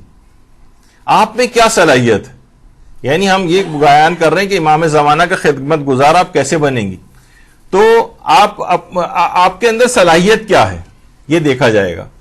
آپ کا ذوق کیا ہے، آپ کی پاس پاسبلٹیز کتنی ہیں. مثلا ایک شخص اس کے پاس پاسبلٹیز بہت زیادہ ہیں، مثلا پیسے بھی بہت ہیں اس کے پاس کانٹیکٹس بھی بہت ہیں، اس کے تعلقات بھی لوگوں سے زیادہ ہیں، اس کو زیادہ کام کرنا ہے. یعنی وہ یہ نہیں کر سکتا کہ مثلا بہت زیادہ مال و دولت ہے اس کے پاس اور وہ مثلا کوئی غریب آ گیا تو روزانہ 50 روپے بس صدقہ نکال کے دے رہا ہے. نہیں، تمہارا مقام بڑا ہے، امکانات تمہارے پاس زیادہ ہیں، تمہیں زیادہ بڑا کام کرنا چاہیے. یعنی اپنی جتنی آپ کی صلاحیت ہے، ہر شخص اپنی صلاحیت کو دیکھے کہ میں کیا کر سکتا ہوں. اگر کوئی بھی صلاحیت نہیں ہے تو اول تو بہت مشکل ہے کہ کسی کے پاس کوئی صلاحیت نہ ہو، لیکن پھر اس کے لیے بہت شرم کا مقام ہے کہ کوئی ایک صلاحیت بھی نہیں ہے امام زمانہ کی خدمت کے لیے. کیا تماشبین بننا ہے ان کے ظہور کے بعد؟ کچھ تو ہو کہ بھائی مجھے یہ کام آتا ہے، امام زمانہ کے ظہور کے بعد یہ خدمت مجھے دی جائے گی، میں یہ والا کام کر سکتی ہوں. کوئی تو آپ یعنی مردوں کے حوالے سے الگ بات ہوگی، عورتوں کے حوالے سے الگ بات ہوگی، پھر جس میں جو صلاحیت ہوگی اس کے اعتبار سے ہوگا، جس کا جو ذوق ہوگا. بہت سے لوگ ہیں تبلیغاتی ذوق نہیں ہے لیکن ان کا مثلا خدمت خلق والا ذوق ہے، ان کو وہ والا کام کرنے دیجئے. امکانات جس کے پاس پاسبلٹیز زیادہ اور کم ہیں اس کے مطابق فیصلہ ہوگا. آپ کے پاس کم پاسبلٹی، ابھی اس کی مثالیں دوں گا، کم پاسبلٹیز والے کم لیول کا کام کر لیں، لیکن کچھ تو کریں. بہت چھوٹے کام بھی کر سکتے ہیں، ابھی آگے چل کر مثالیں آئیں گی. دیکھیے امام زمانہ کا محبوب شخص کون ہوتا ہے؟ آقا محمود امجد ایک عالم ہیں جو فرماتے ہیں جو امام زمانہ کا محبوب ہوتا ہے وہ حق پرست ہوتا ہے، خواہش پرست نہیں ہوتا، ہر وقت لوگوں کی مشکلات دور کرنے کی فکر میں رہتا ہے. یعنی امام زمانہ کا جو بھی خدمت گزار ہوگا وہ ہر وقت لوگوں کی خدمت گزاری پر آمادہ رہے گا، ان کی مشکلات کو حل کرنے پر آمادہ رہے گا. اور یہ بھی امام فرماتے ہیں، خود امام زمانہ علیہ الصلوۃ والسلام فرماتے ہیں، اللہم صلی اللہ علیہ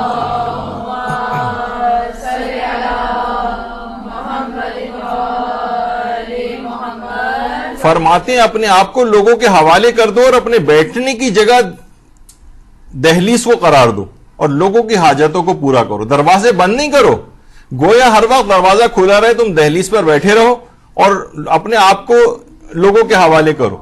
یعنی ایسا نہ ہو کہ تم بالکل اپنی ذمہ داریوں سے دور ہو کر دروازے بند کر کے اپنے چیزوں کو ذخیرہ کر کے اپنے آپ میں مگن ہو کر بیٹھے رہو.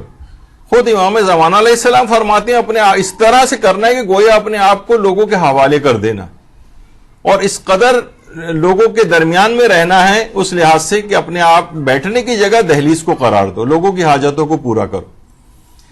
اچھا اب دیکھیے کیا چیز ہو سکتی ہے. مثلا اگر کوئی شخص ہے وہ کہ آپ کسی کے اسکول فیس پے کر سکتی ہیں, کسی بچے کی مثلا مدرسے کی فیس پے کر سکتی ہیں, یعنی کوئی بھی دیکھیے یہ بھی سب کیا ہی سب چیزیں جو ہیں وہ بہرحال انہی طرح سے اس طرح سے چلتے ہیں.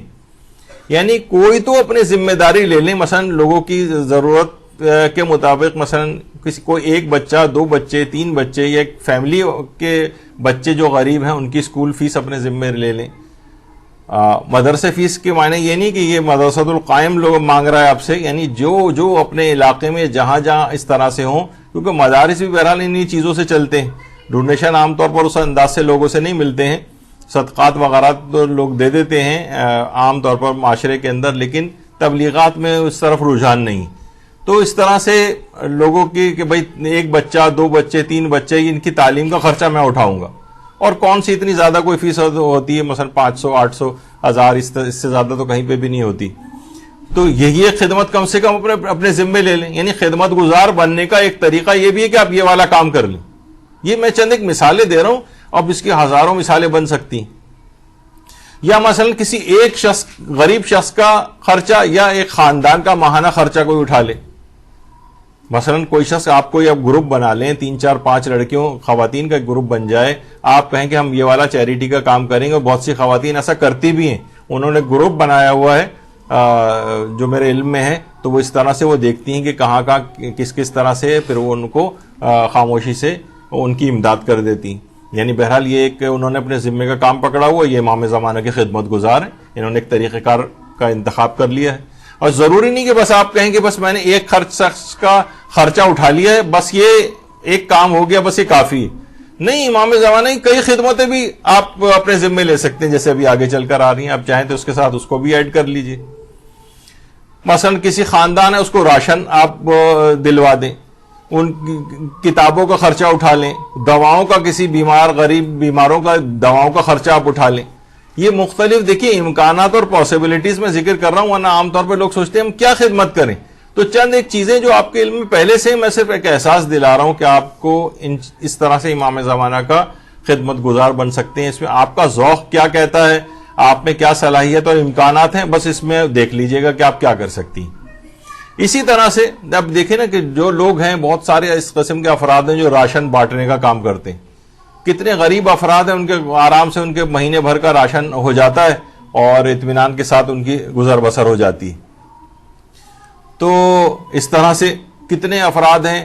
میں ایک مومن کو جانتا ہوں کہ جنہوں نے بہرحال اپنے کفارے اور فدیے اور اس طرح سے, اور الگ سے بھی باقاعدہ آٹے کے ٹرک جو ہے یہاں سے گلگت بلتستان اور کہاں تک جو ہے انہوں نے بھجوائے تھے, کہ لوگ وہاں پہ کئی مہینے تک جو ہے مثلا فصلیں اگتی نہیں ہیں سردی اور برف باری وغیرہ کی وجہ سے, تو ان کے ساتھ ایک بڑا مسئلہ ہوتا ہے. تو اس طرح سے ان کا ایک غذائی جو خرچہ ہے وہ انہوں نے اپنے طور پر پورا کر دیا.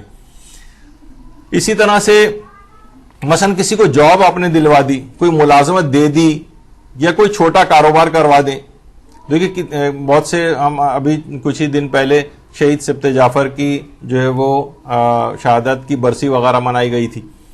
تو ان کی ایک اور خصوصیت یہ تھی, جو ان کے قریبی جاننے والے بتاتے ہیں, کہ وہ مثلا کسی بھی شخص کو ٹھیلا خریدوا دیتے تھے, دکان میں سامان ڈلوا دیتے تھے, کہ اس کا کام کتنے ہی انہوں نے اس طرح سے غریب لوگوں کو باقاعدہ اپنے پاؤں پہ کھڑا کر دیا. ٹھیک ہے وہ چھوٹے لیول پر صحیح, لیکن ضروری نہیں کہ ہم کسی کو بس گاڑی کا شو روم ہی دماغ میں آئے کہ ایسا کوئی کام کروا کے دیں. نہیں, کوئی بھی چھوٹا سا کوئی چھوٹی جاب دلوا دیں, کوئی ملازمت دلوا دیں یا دے دیں اپنے پاس, یا کوئی چھوٹا موٹا کاروبار کروا دیں کہ اپنے پیروں پر کھڑا ہو جائے. کہا جاتا ہے نا, مچھلی کھلانے سے بہتر ہے کہ آپ اس کو مچھلی پکڑنا سکھا دیں, تو اپنے پاؤں پہ خود ہی کھڑا ہو جائے گا وہ. تو یہ بھی ایک خدمت ہو سکتی ہے اس لحاظ سے کہ امام زمانہ خدمت گزار. کسی کو قرآن پڑھنا سکھا دیں, قرآن پڑھنا. دیکھیے اب کتنی ہی خواتین ہیں ایسی کہ جو مثلا کچھ کی قرات بہت اچھی ہوتی، کچھ نہیں تو اپنے عزیز رشتہ دار کے کسی 1 2 3 بچوں کو پکڑ لیں. بہت سارے لوگ بلکہ اب یہ چاہتے بھی ہیں کہ کسی طرح سے جو ہے ہمارے بچے قرآن پڑھنا سیکھ جائیں، چاہے وہ مدرسے نہیں بھیجتے، لیکن بہرحال ہر شخص کی خواہش ہے کم سے کم قرآن تو پڑھنا اس کو آ جائے. تو کم سے کم ایک یہی صلاحیت کو استعمال میں لے کر آئیں. مثلا کسی کو اچھا قرآن یعنی اپنی صلاحیت میں اضافہ کریں اور قرآن کو پڑھنا اگر کسی کو سکھا سکیں. تو مثلا امام زمانہ علیہ السلام کا ظہور ہو جائے اور مدارس میں قرآن پڑھانے والوں کی ضرورت ہو، تو آپ کو ایک چیز ہوگی، آپ کہیں گے اس خدمت کے لیے میں حاضر ہوں، میں نے یہ چیز سیکھی ہوئی ہے، تو آپ کو کوئی نہ کوئی خدمت اس زمانے میں دے دی جائے گی. تو وہ غیبت میں بھی آپ نے خدمت انجام دی اور ظہور کے بعد بھی خدمت کے قابل بنی.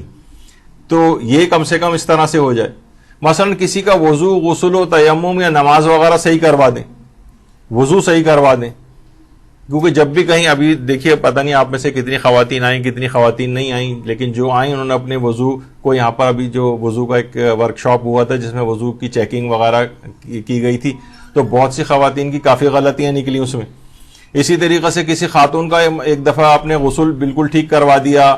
تیمم کرنا، میجورٹی کو تیمم کرنا نہیں آتا ہے اور نہ اس کے مسائل سے واقفیت ہوتی. تو ایک مرتبہ بھی اگر آپ نے کچھ محنت کر کے وضو، غسل و تیمم یا نماز، قرات وغیرہ صحیح کروا دیا، وہ جتنی بھی پوری زندگی میں عبادتیں انجام دے گا ان سب کے ثواب میں آپ شریک ہو جائیں گے. اور یہ کتنی بڑی خدمت ہے امام زمانہ علیہ السلام کی کہ آپ لوگوں کی ان عبادات کو ٹھیک کروا دیں. ورنہ لوگ کتنا زیادہ پریشان ہوتے ہیں کہ ہم نے اپنی پوری زندگی گزار دی اور کوئی عبادت کسی کی باطل ہو جائے.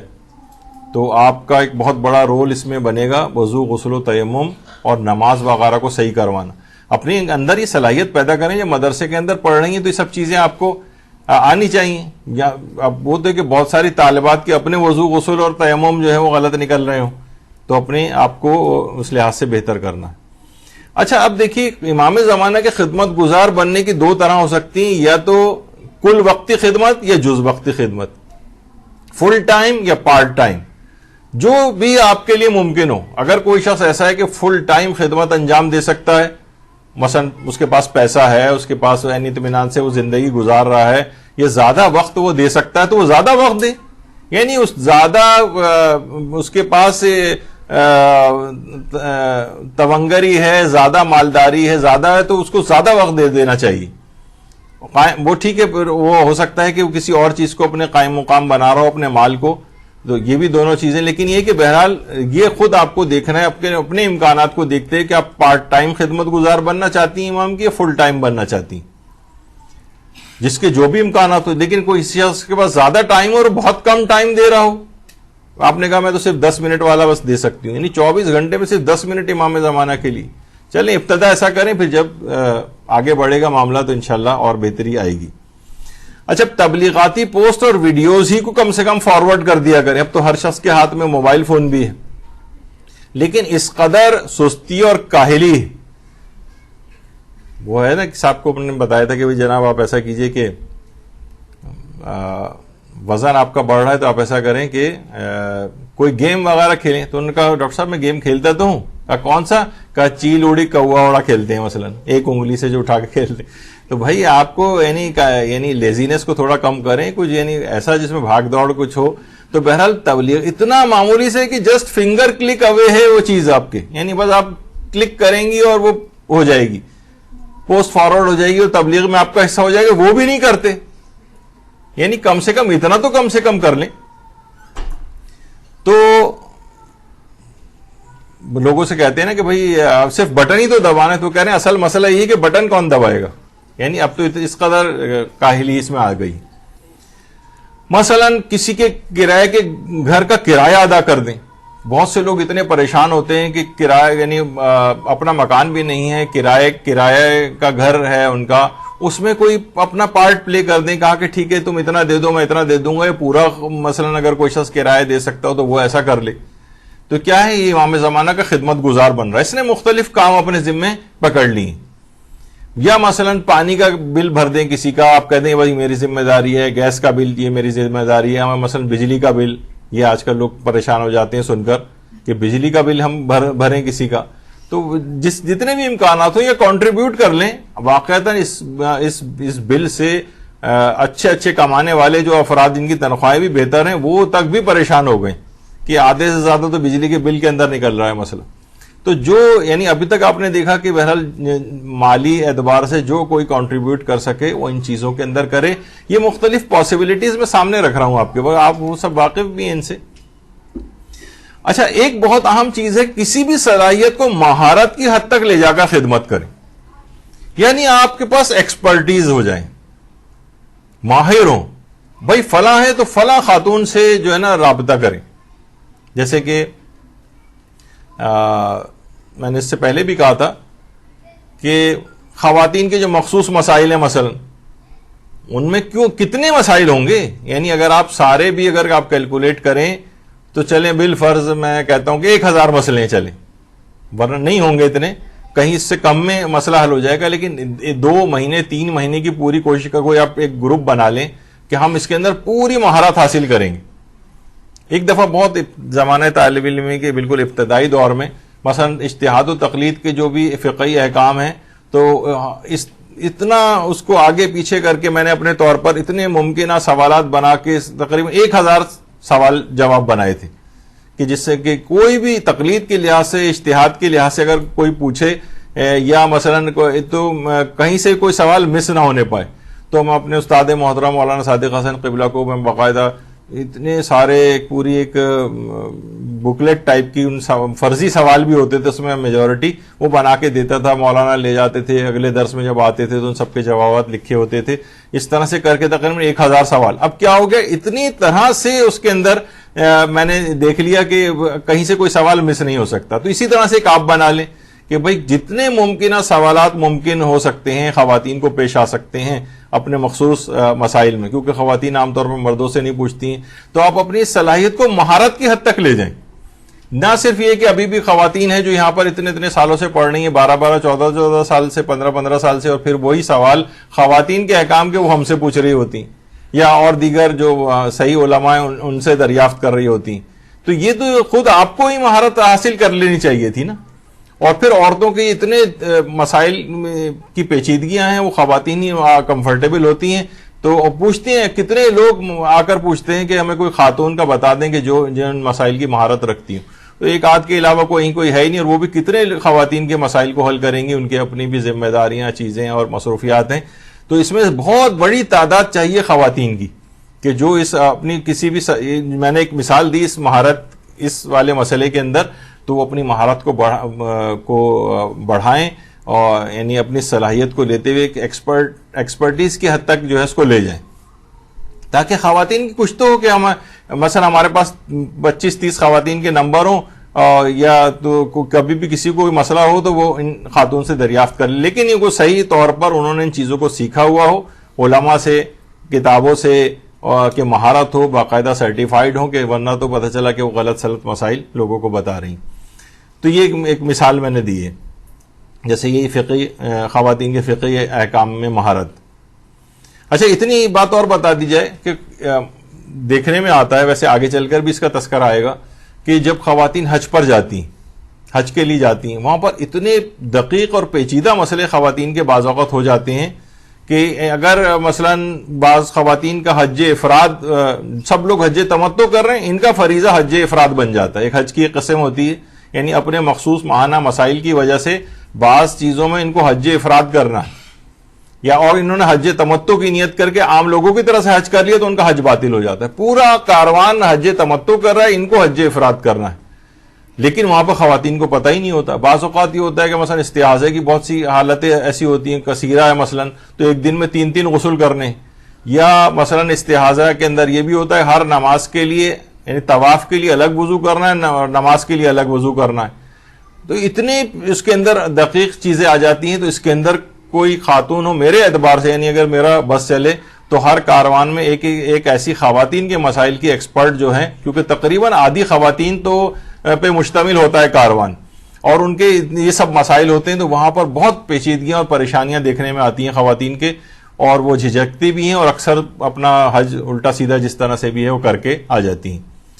تو آپ کہیں کہ بھائی میں یہ والی خدمت ہو سکتا ہے کہ جب میں اتنی مہارت ہو جائے تو اور اتنی اویئرنیس ہو جائے کاروانوں میں، تو وہ ایک خاتون جس طرح مرد ایک عالم کے طور پر جاتا ہے، یہ خواتین کے اس کے لیے ان کو بھی اپنے ساتھ لے جایا جائے، خدمت انجام دیں.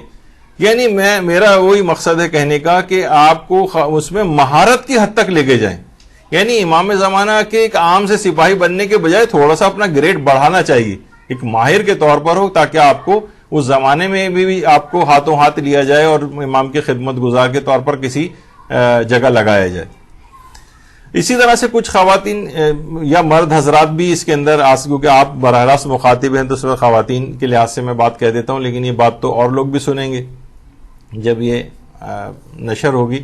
تو بہرحال تربیت اولاد کے سلسلے میں علمی مہارت، کتنی خواتین ہیں اور ان کا ہوتا ہے کہ ہر عمر کے بچوں کے اعتبار سے تربیت کا الگ ایک طریقہ کار ہوتا ہے. کسی ایک گھر میں اگر 5-6 بچے ہیں تو ہر بچے کی نفسیات الگ ہے، ہر بچے کی سائیکی الگ ہے، ہر بچے کو الگ طرح سے ٹریٹ کرنا ہے، کیسے کرنا ہے، کیا کرنا ہے. سب بے تربیت بچے جو ہیں پل رہے ہیں. صرف ایک غذائی تربیت ان کو مل رہی ہوتی ہے، یعنی کھانا وانا مل رہا ہے، وہ بھی اب تو فاسٹ فوڈ اور اس طرح کی چیزیں ہو گئی ہیں، ورنہ کوئی اور تربیت لوگوں کو پتہ ہی نہیں ہمیں تربیت کیسی کرنا ہے. جس وقت زمانے حمل چل رہا ہو اس وقت تربیت کیسے کرنا ہے، وضع حمل کے دوران، پھر ابتدائی سالوں میں جس وقت بچہ دودھ پی رہا ہوتا ہے اس وقت کی تربیت، اور اچھا ان کی ذہنی تربیت، مذہبی تربیت، جسمانی تربیت، فکری تربیت، بچوں کی بہت ساری تربیت کی اقسام ہیں. ہمارے ہاں تقریباً تربیت اولاد پہ 12 لیکچرز ہو چکے ہیں جو مرحلے وار تربیت کے سلسلے میں، لیکن اس میں اپنی ایکسپرٹیز کو اپنی بڑھائیں. تربیت اولاد کے سلسلے میں عملی مہارت آپ پیدا کریں کہ آپ کو سیمینار کیے جائیں، ورکشاپس بلوائے جائیں، انعقاد کیا جائے، اس میں آپ کو بلوایا جائے کہ بھئی وہ خاتون تربیت اولاد کے سلسلے میں بڑے حل بتاتی ہیں کہ کب کس ایج کے مطابق کیسی خدمت ہونی، یعنی بچوں کی تربیت کیسی ہونی چاہیے. تو کم سے کم اسی خدمت کو اپنے ذمے لے لیں. آپ کتابوں کا مطالعہ کریں، درسوں کا مطالعہ کریں. تربیت اولاد کی کتنی کتابیں اویلیبل ہیں، علماء کے جو وہ ہیں دروس، ان سے استفادہ کریں اور ایک صلاحیت کو حاصل کریں. اب ہوگا کہ جناب یہ خدمت گزار خاتون یہ تربیت کر رہی ہے بچوں کے حوالے سے، آپ کو بلایا جا رہا ہے اس میں. اگر بالکل سطحی اور عام سی معلومات ہیں آپ کو تو آپ کو کون بلائے گا؟ یعنی ایک اس پہ ایک لیول پہ لے جائیں گے تو پھر آپ کو بلایا جائے گا نا. تو اس کے لیے کوئی بہت زیادہ محنت نہیں، کوئی ایک اس کا انتخاب کیجئے اور مشکل سے 6 مہینے بھی نہیں لگیں گے کہ آپ کو بڑا ایک، اور جیسے جیسے آپ اس میں آگے بڑھیں گی تو آپ کو اور چیزیں اپنا علم مطالعہ اور وہ سب بڑھاتی جائیں معلومات کو، تو اور زیادہ کارآمد بنیں گی. یہ بھی ایک مثال اس کی ہو سکتی ہے.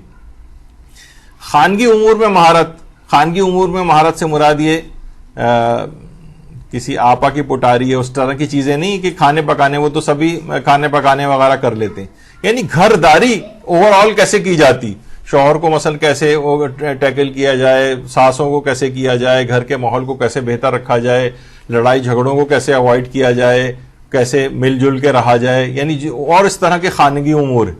اس میں اتنی لوگوں کو اور خواتین کو وہ کرنے کی ضرورت ہے، ایجوکیٹ کرنے کی ضرورت ہے کہ پورے خاندان تباہ برباد ہوتے نظر آ رہے ہیں کیونکہ ان کو پتہ ہی نہیں کہ ہمیں ڈیل کیسے کرنا ہے. مثلا بالفرض ساس بہت خراب بھی اگر ہے آپ کو، اس کو کیسے ڈیل کرنا ہے، شوہر میں کوئی خرابیاں نظر آ رہی ہیں اس کو کیسے ڈیل کرنا ہے، لیکن یہ پتہ ہی نہیں کسی کو. آپ اس میں مہارت حاصل کر لیں. یہ بھی بہت چیزیں ہو سکتی ہیں لیکن ابھی اتنا وقت نہیں. اسی طرح عبادی مسائل میں مہارت حاصل کرنا، سکھانا. نمازوں کو آپ دیکھیں، عورتوں کی نمازوں میں اتنی غلطیاں نظر آتی ہیں کہ چھوٹے چھوٹے بہت سارے مسئلے، یعنی آپ اس کی اسپیشلسٹ بن جائیے. کتنے علماء ایسے ہیں جنہوں نے اس کام کو خود پکڑ لیے جبکہ وہ عالم بہت بڑے تھے. میں نے ایک دفعہ ذکر کیا تھا نا، ایک عالم تھے کہ جو کہ صرف انہوں نے وضو اور یہ نماز کو ٹھیک کرنے کا، ایک گاؤں میں جاتے تھے، پورے گاؤں کا وضو ٹھیک کرواتے تھے، نماز ٹھیک کرواتے تھے، اگلے گاؤں چلے جاتے تھے، جبکہ وہ علم میں بہت بڑے مقام پر فائز تھے. لیکن انہوں نے یہ کام بظاہر آپ کہیں گے یہ کوئی چھوٹا کام تو نہیں ہے، لیکن یہ کہ بظاہر چھوٹا ہے کہ بس صرف وضو ٹھیک کرائے اور نماز ٹھیک کرے، ارے اتنا بڑا کام اس شخص نے کر دیا. تو آپ عبادی مسائل میں مہارت حاصل کر لیجئے. یہ آپ کے سامنے کا آپشن ہے. وہ میں مختلف قسم کے ذوق آپ کے سامنے رکھ رہا ہوں، اب آپ کا جو بھی ہو آپ دیکھ لیں کہ کون سا آپ کر سکتی ہیں. اس میں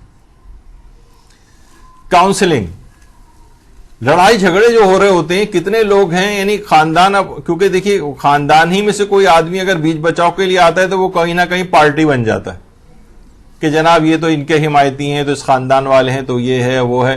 اب وہ بیچارہ اپنے طور پر کتنا ہی میل ملاپ کی کوشش کرے لیکن اس پہ چھاپ لگ جاتی ہے کہ تو انہی کی بات کرے گا کیونکہ ان کا رشتہ دار ہے مثلا. اچھا, اب کاؤنسلنگ میں کوئی تھرڈ پرسن, کوئی باہر سے کوئی آدمی جو اس میں وہ مہارت اس کی ہو جائے, یعنی ابھی کچھ ہی عرصے پہلے شاید اگست 2020 میں آیت اللہ محمد علی تسخیری کا انتقال ہوا.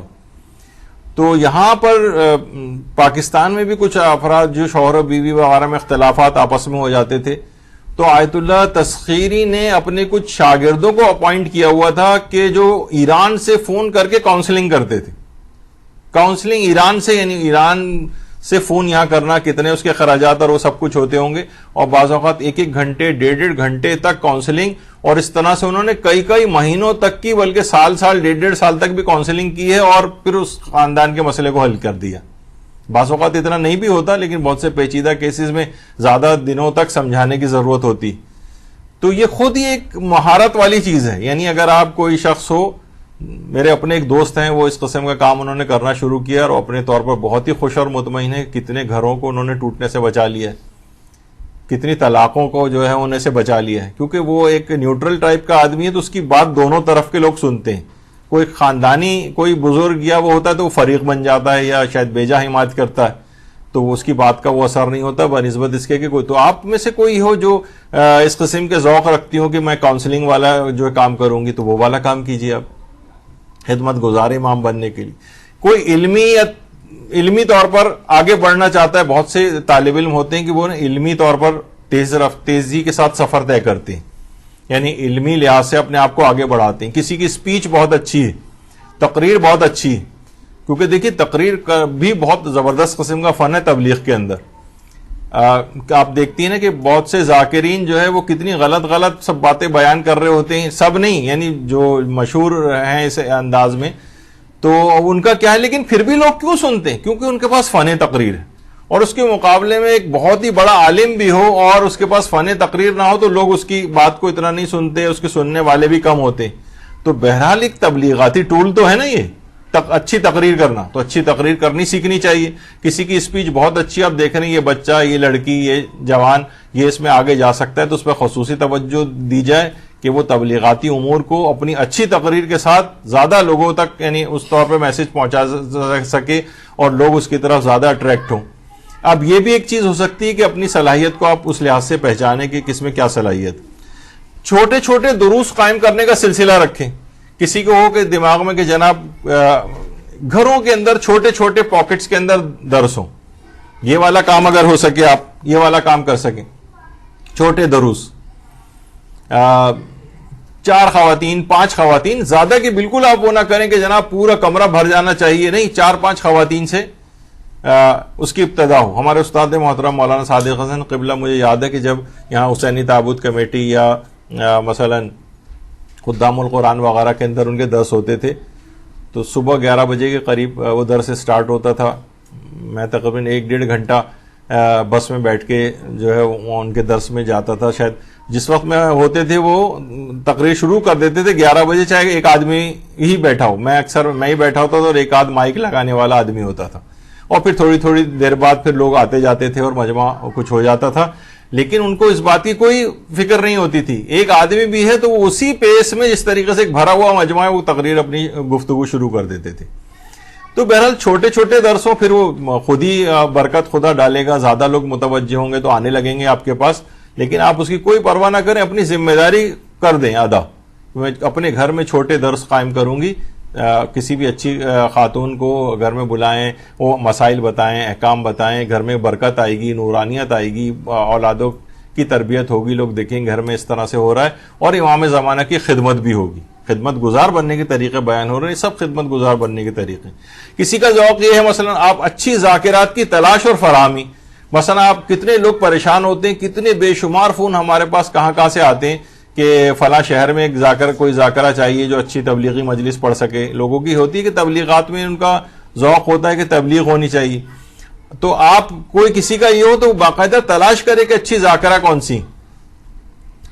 یہاں پر بہت سے ایسے ہیں کہ حتیٰ کہ جس زمانے میں حالات بہتر تھے لوگ انڈیا تک جاتے تھے اور وہاں سے ڈھونڈ کے, مثلا ایک صاحب جو عقیل غروی کو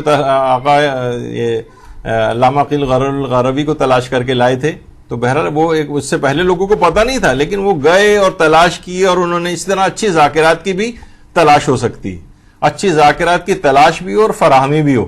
یعنی لوگوں کو بھائی فلاں سے اگر کانٹیکٹ کریں تو ان کے پاس ایک اچھی ذاکرات جو ہے وہ مہیا کر سکتے ہیں یا کر سکتی ہیں خاتون. تو آپ جو ہیں یہ والا اگر ذوق ہے تو یہ اس طرح کا کوئی کام پکڑ لیں لوگوں کو، یعنی اس طرح سے آپ جہاں جہاں تبلیغ ہوگی اس میں آپ کا بھی اثر ہو جائے گا. لوگ بہت واقعتاً بہت پریشان ہوتے ہیں. اچھا کیا ہوتا ہے کہ پھر جب کیونکہ مجالس گھر گھر میں ہو رہی ہیں تو ڈیمانڈ بہت زیادہ ہے، اتنی سپلائی کہاں سے لے آئیں، تو اس کے اندر پھر ہر قسم کی کھپ جاتی ہیں. یعنی غلط سلط پڑھنے والی بالکل کوئی ان کو خیال نہیں، تو بس لوگ کہتے ہیں بھائی کوئی بھی ہو بس ہمیں مجلس کرانی، بٹھا دو اس کو. تو اسی کے اندر آپ کو اچھی اگر فراہم کر سکیں، کوئی اس طرح کا کسی کا ذوق ہو تو یہ بھی ایک خدمت ہو سکتی ہے. امام زمانہ علیہ السلام سے متعلق کتابوں کی اشاعت اور تقسیم اور تراجم کا کام. کتاب امام زمانہ کے متعلق جیسے ایک دفعہ ہم نے بیان کیا تھا کہ صرف نیپولین بوناپارٹ یعنی ہزاروں کی کتابیں ہیں اس کے اوپر جو ہے لکھی جا چکی ہیں اب تک. نہ اس آدمی کی کوئی سیرت تھی، نہ کردار تھا، نہ کوئی کیریکٹر تھا، نہ کوئی اس کے اندر ایسی چیزیں تھی، لیکن نیپولین بوناپارٹ پہ اتنی لکھنے والوں نے لکھا ہے. اور امام زمانہ علیہ السلام جو اس وقت پوری دنیا کے نجات دہندہ ہیں، آپ کے امام ہیں. اللہم صلی علی محمد و آل محمد.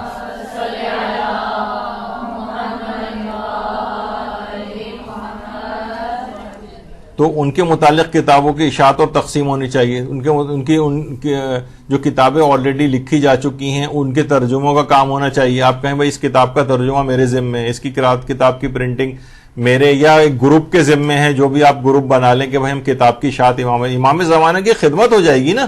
آپ خدمت گزار امام زمانہ بن جائیں گی کہ آپ نے امام زمانہ سے متعلق ایک اچھی کتاب کا ترجمہ کرا کے مارکیٹ میں لے آئے اور اس کو مثلا مجالس میں تقسیم کرانے کا، پمفلٹ کے طور پر کرانے کا انتظام کیا. مثلا ایک کتاب یا کتابچہ اسے کہنا چاہیے کہ جس میں 150 سوالات کے جوابات امام زمانہ سے متعلق مدرسے نے شائع کیا تھا، اور مومنین کی 35 ذمہ داریاں. اس کو کتنا لوگ لے کے تقسیم کراتے ہیں. ابھی نیچے ہی میں سن رہا تھا کہ ایک صاحب نے 1000 اس کو چھپوا کر اور گلگت بلتستان وغیرہ بھجوائیں. تو اس طرح لوگ یعنی اپنی ذمہ داری بہرحال لوگ اس طرح سے کہ ہم یہ والی خدمت انجام دے دیں، لوگ لیں اور امام کا پیغام ادھر، یہ بھی امام کی خدمت گزاری ہو جائے گی. اچھا، دینی اداروں کے کارکنان اور خدمت گزاروں کی کومک، یہ خود ایک اب اس سے مراد دیکھیے پھر یہ جب چیزیں بیان ہوتی ہیں نا تو یہ فوراً دماغ میں آتا ہے کہ شاید یہ اپنے ادارے اور اس کے لیے کچھ چاہ رہے ہیں. بالکل نہیں چاہ رہے.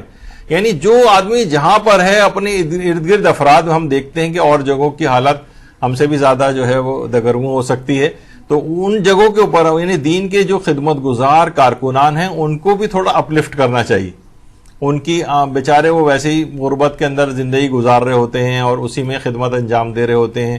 ان کو کچھ سہولیات مہیا ہو جائیں، ان کو ہو جائے تاکہ اطمینان کے ساتھ وہ اپنے اس کام کو کر سکیں. بہت سے ایسے افراد ہیں کہ جو جابز کر رہے ہوتے ہیں، پھر وہ مدرسے کے اندر پارٹ ٹائم اپنی کوئی خدمت یا والنٹیئر کے طور پہ کام کر رہے ہوتے ہیں. تھوڑی اگر ان کو سہولت اور آسانی اور سانس لینے کی کچھ وہ پیدا ہو جائے سہولیات تو ان کی کمک ہو جائے گی. تو اس لحاظ سے یہ بھی ایک خدمت ہے. یا دینی اداروں اور مدارس سے تعاون اگر کوئی شخص جو ہے وہ کرنا چاہے، جو بھی اپنی حیثیت کے مطابق اس لحاظ سے ہو. بہت سے ایسے ہیں، میں تیزی سے گزر رہا ہوں کیونکہ وقت نہیں ہے، اور کچھ اعمال نیمہ شعبان جو کہ آپ لوگ کل انجام دیں گے، اور کچھ آغا خوئی وغیرہ کے مقلدین وہ آج ہی شب میں انجام دیں گے، تو وہ بھی تھوڑا سا تذکرہ تاکہ ہو جائے. علماء کی تقاریر کے اقتباسات کی اشاعت. دیکھیے پورے مجلسیں اور وہ درس سننے کا بعض اوقات ٹائم نہیں ہوتا ہے. اب ہمیں پتا ہے کہ ہم پر بھی کتنا لوڈ ہوتا ہے مدرسے پر کہ وہ پوری تقریر میں سے کوئی اہم پیغام یا وہ نکالنا تقریر کا حصہ، اور وہ پھر اس کو کراپ کر کے اور اس کو پورا ایک درس کے کلپ کے طور پر بنا کر اس کی اشاعت کرنا. تو یہ بہت بڑا کام ہے کہ اس میں سن کے اور اتنا آپ نکالیں کہ بھئی یہاں سے یہاں تک میں یہ بہت اچھا میسیج ہے، اس کو الگ سے نکال کر، یہ بھی ایک بہت بڑا کام ہے. اور اب وہی افراد ہیں لمیٹڈ، ہم اپنے لحاظ سے بات کر رہے ہوتے ہیں، وہی سن رہے ہیں، وہی کراپ کر رہے ہیں، وہی بنا رہے ہیں، وہی اس کو رینڈر کر رہے ہیں, وہی اپلوڈ کر رہے ہیں, یعنی اتنی ساری چیزیں جو ہیں کیسے کر سکتا ہے. اس کے لیے زیادہ افراد اپنا خدمت انجام دیں تو سب کے لیے سہولت ہو جائے گی, سب کو دین کی چیزیں پہنچیں گی. کتنی چیزیں آپ کے پاس بے تحاشا آتی ہیں, آپ اسے سنیں, اس میں سے نکالیں کہ ہاں یہ اسلام کا پیغام بہت اچھا ہے, اس کو میں کراپ کر کے اور اس کا کلپ بنا کے اور میں اس کو وائرل کروں گی یا جو کوئی بھی ہے, تو اس سے لوگ تبلیغ ہوگی. تو یہ بھی ایک خدمت ہو سکتی ہے. اچھا, بہت سے افراد ایسے ہیں جن کی جناب اردو یا انگریزی اچھی ہے, وہ ٹائپ کر سکتے ہیں, پروف ریڈنگ کرنے والے افراد چاہیے ہوتے ہیں. اب یہ کہ جناب مثلا جیسے ہمارا مدرسہ ہے, اس میں جو احادیث ہیں یا مسائل ہیں ان کو بھی نکالا جائے, وہی افراد نکالیں, وہی چیزوں کی سلیکشن کریں, وہی پھر ان کو ٹائپ بھی کریں, وہی پھر ان کو پروف ریڈنگ کریں, وہی پھر وہ ان کی جو ہے وہ گرافک ڈیزائننگ کریں, پھر وہی سب رینڈر کریں, وہی اپلوڈ کریں. یعنی کتنے سارے کام آپ چند افراد کیسے کر سکتے ہیں. تو آپ میں اگر کوئی خدمت ہو کہ جناب میں بہت اچھی اردو ٹائپنگ میری اچھی آتی ہے, مجھے انگریزی ٹائپنگ میں اچھی کر سکتی ہوں, میں پروف ریڈنگ اچھی کر سکتی ہوں, یہ بھی بہت بڑا کام ہے پروف ریڈنگ. کسی کی اردو انگریزی اچھی ہے تو وہ غلطیاں نکالے, اسپیلنگ مسٹیکس وغیرہ نکالے, یہ سب کچھ کرے. تو یہ آپ کے سامنے ہے. بہت سا آئی ٹی کے اندر کوئی مہارت ہے تو وہ والی خدمت انجام دیں. پیپر بنانا اور چیک کرنا ہے خود بہت بڑا کام ہے یہاں پر, ورنہ ایک زمانہ تھا مدرسے کے اندر ہم اتنے اعلیٰ کوالٹی کا پیپر یہاں پہ ہوتا تھا کہ بہت بڑی ابتدائی جو لڑکیاں جس پروسیس سے امتحانات کے گزر کے یہاں سے گئی ہیں وہ ماشاءاللہ بہت اچھا معاشرے کے اندر کام کر رہی ہیں. لیکن اب وہ اتنی ساری چیزیں ہو گئی ہیں کہ اب وہ اتنا توجہ نہیں ہے اس پہ. تو پیپر بنانا ہے, پیپر چیک کرنا ہے, یہ خود بہت بڑا کام ہے. تو اس میں اگر کچھ خواتین آگے آئیں اور وہ دیکھیں کہ ہم اس میں کیا خدمت انجام دے سکتے ہیں. یہ دیکھیے بہت ساری اپنی چیزیں ذوق کے مطابق ہیں. قرآن کی خدمت تو بھی ہم نے اس کا تذکرہ جو ہے کیا. اہم کاموں کی تکمیل پر انعامات, دیکھیے اس سے بہت شوق پیدا ہوتا ہے لوگوں کے اندر, یہ بھی خدمت ہے. کہ مجھے یاد ہے اچھی طرح سے جب ابتدائی مدرسہ شروع ہوا تھا اور اس کے ابتدائی سالوں میں ہم نے ایک حج کی یہاں پر کلاسز کروائی تھیں, جو تقریباً 1-1.5 سال تقریباً وہ کلاسز رہی تھیں, چھٹیاں وغیرہ ساری ملا کر. اور اس میں انعام کیا تھا کہ جو بھی لڑکی اول آئے گی وہ اس کو حج پہ بھیجا جائے گا. اس کے لیے لوگوں نے کنٹریبیوٹ بھی کیا تھا. تو اتنی اچھی اس کے لیے لڑکیوں نے اس میں تیاری کی کہ 6-8 لڑکیاں فرسٹ آ گئیں. پھر اس میں قرآن دازی ہمیں کرنا پڑی, اور اس میں پھر ایک خاتون جن کا خود یہ کہنا ہے کہ ساری زندگی تصور بھی نہیں تھا مالی لحاظ سے کہ ہم کبھی ساری زندگی حج کر سکیں گے, اور اس کا نام نکل آیا تھا اس میں. اللہم صلی علی محمد.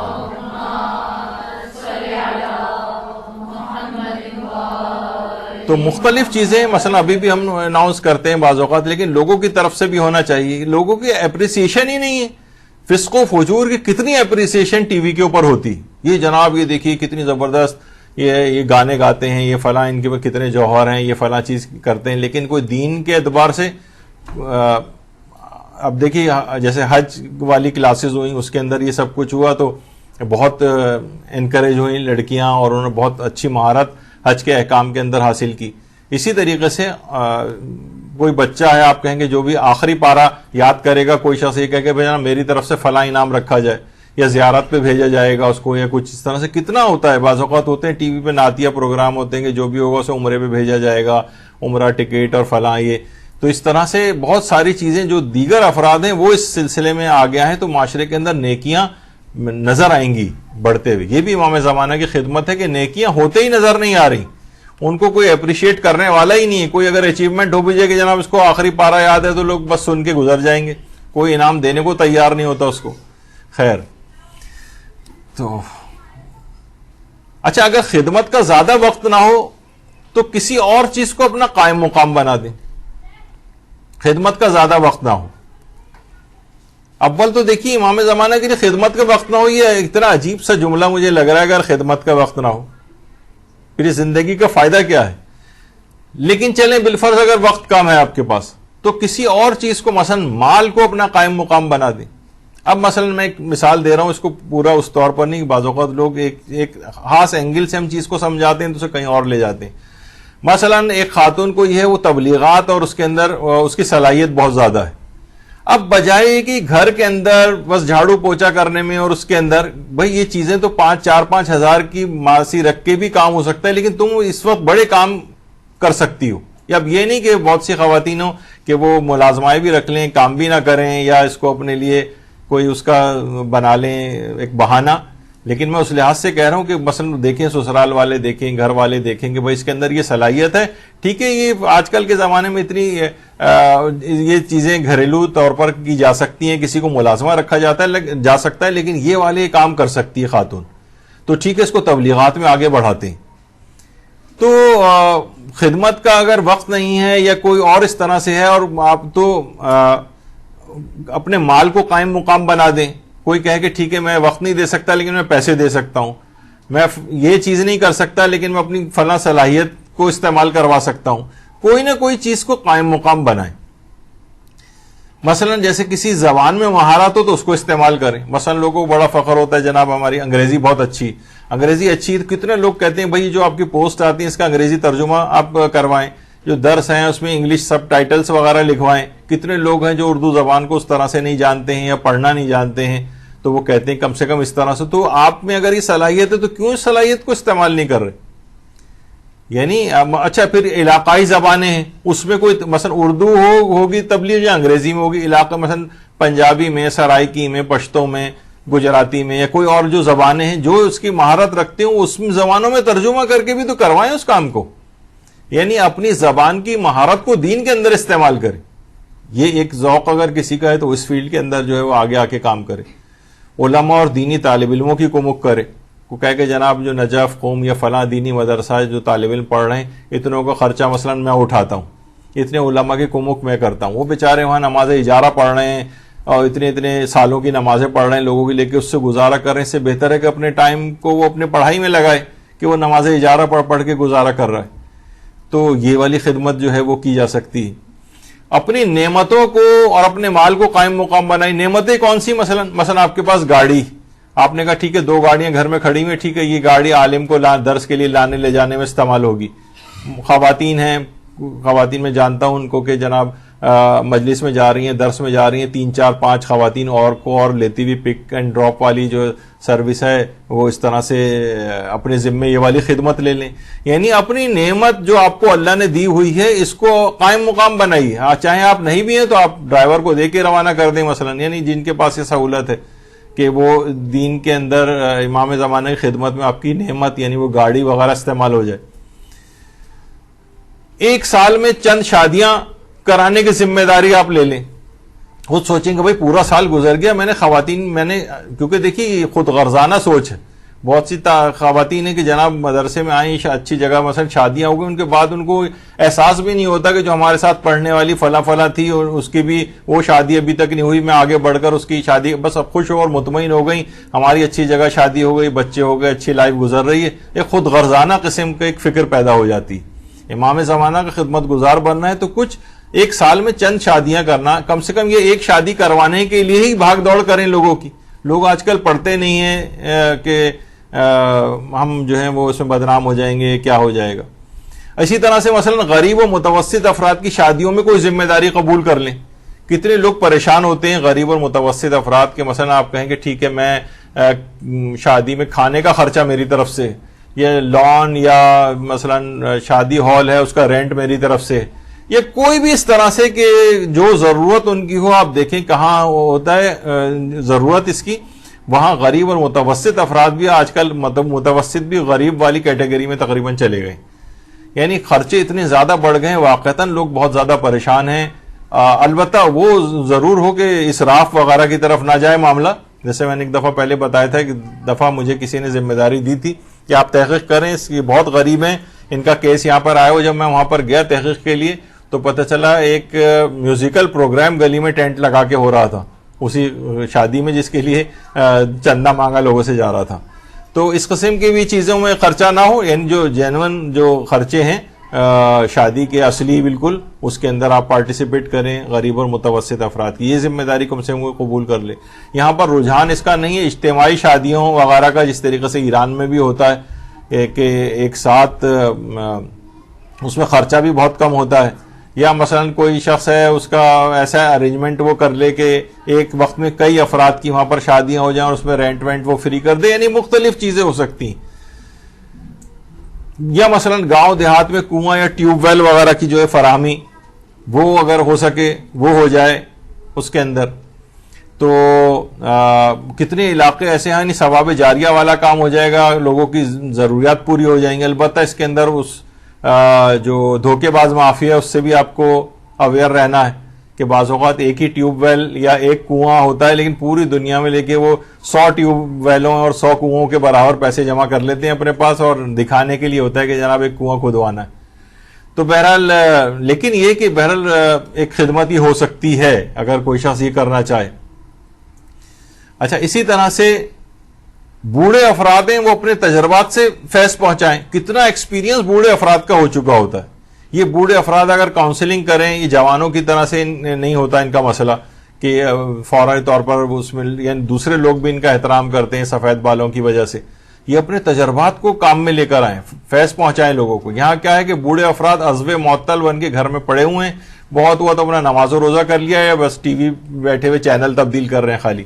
یعنی اپنے کتنے تجربات ہیں ان کے پاس، اتنا ایکسپیرینس ہے، کتنا کام میں لا سکتے ہیں امام زمانہ کے لیے. ملنسار جو خواتین ہیں جو بہت زیادہ خوش اخلاق ملنسار، وہ میچ میکنگ کا کام اپنے ذمے پکڑ لیں. بہت لوگ پریشان ہیں، لوگ اپنی بیٹیوں کے لیے اپنے منہ سے کہتے پھر رہے ہوتے ہیں. اب تو خیر لڑکوں کے لیے بھی یہی پریشانیاں ہو گئیں. تو جو اس قسم کی خواتین وہ یہ والے میچ میکنگ کا کام کر سکتے ہیں. کسی کی زیادہ حیثیت ہو تو کسی غریب فیملی کو خوشحال کر سکتے ہیں، مثلا مکان لے کر دے دیا، یا مثلا اتنا ان کو ہو گیا. ورنہ کیا ہوتا ہے ہینڈ ٹو ماؤتھ، جتنی ضرورت ہو اتنا آپ نے دے دی تو ہر وقت وہ ضرورت مند ہی رہے گا. کچھ ایسا اس کے لیے ہو جائے کہ وہ اس کی، اگر جس کے لیے ایسے امکانات ہوں، کیونکہ ہم ہر طرح کی چیزیں ڈسکس کر رہے ہیں تو اس میں یہ بھی چیز آ رہی. کیریئر گائیڈنس، کتنے نوجوان سخت پریشان ہیں کہ ہم کس طرف جائیں، کیا کریں، کون سی جاب اس کا انتخاب کریں فیلڈ کا اپنے لیے. جو افراد ہیں جو اس میں جو ہیلپ کر سکتے ہیں وہ بالکل خاموش بیٹھے ہیں کہ ٹھیک ہے ہمارے بچے اچھی جگہ پہ لگے ہوئے ہیں، ہمارے ہر جگہ ہم سیٹ ہیں، تو وہ دوسروں کی آگے بڑھ کر کوئی کوموں کی نہیں کرتے.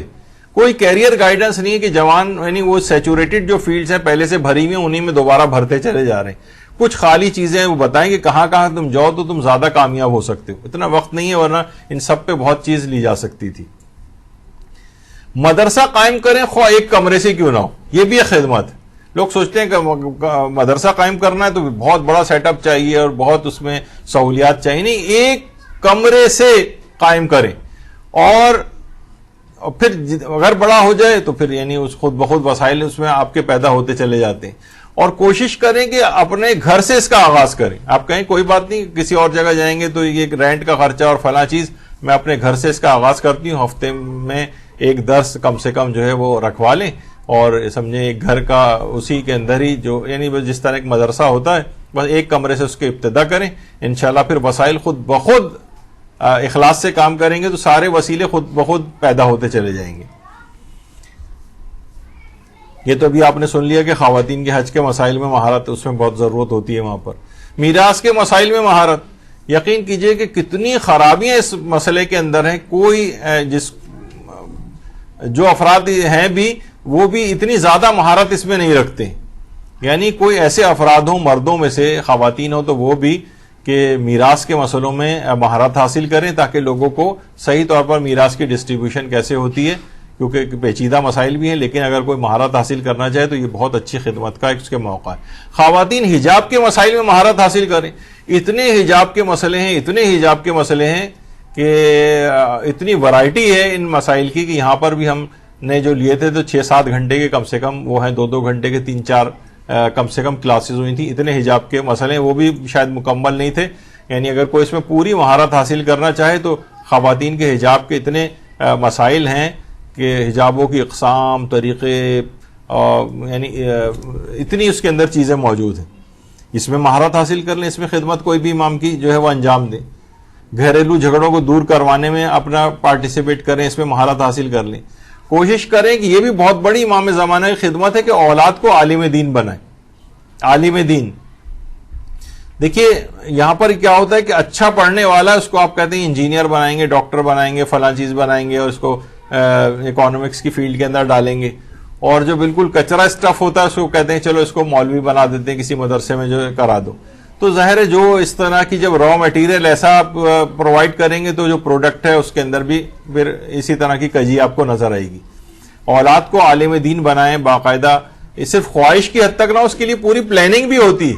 کتنے افراد ایسے میں جانتا ہوں اپنے رشتہ داروں میں جو کہتے تھے کہ پیدا ہوا تھا تو کہ اس کو ہم مجتہد بنائیں گے, اور مجتہد کیا وہ کچھ بھی نہیں بن سکے وہ, کیونکہ اس کے لیے ایسے حالات اور وسائل بھی اختیار کرنے ہوتے ہیں.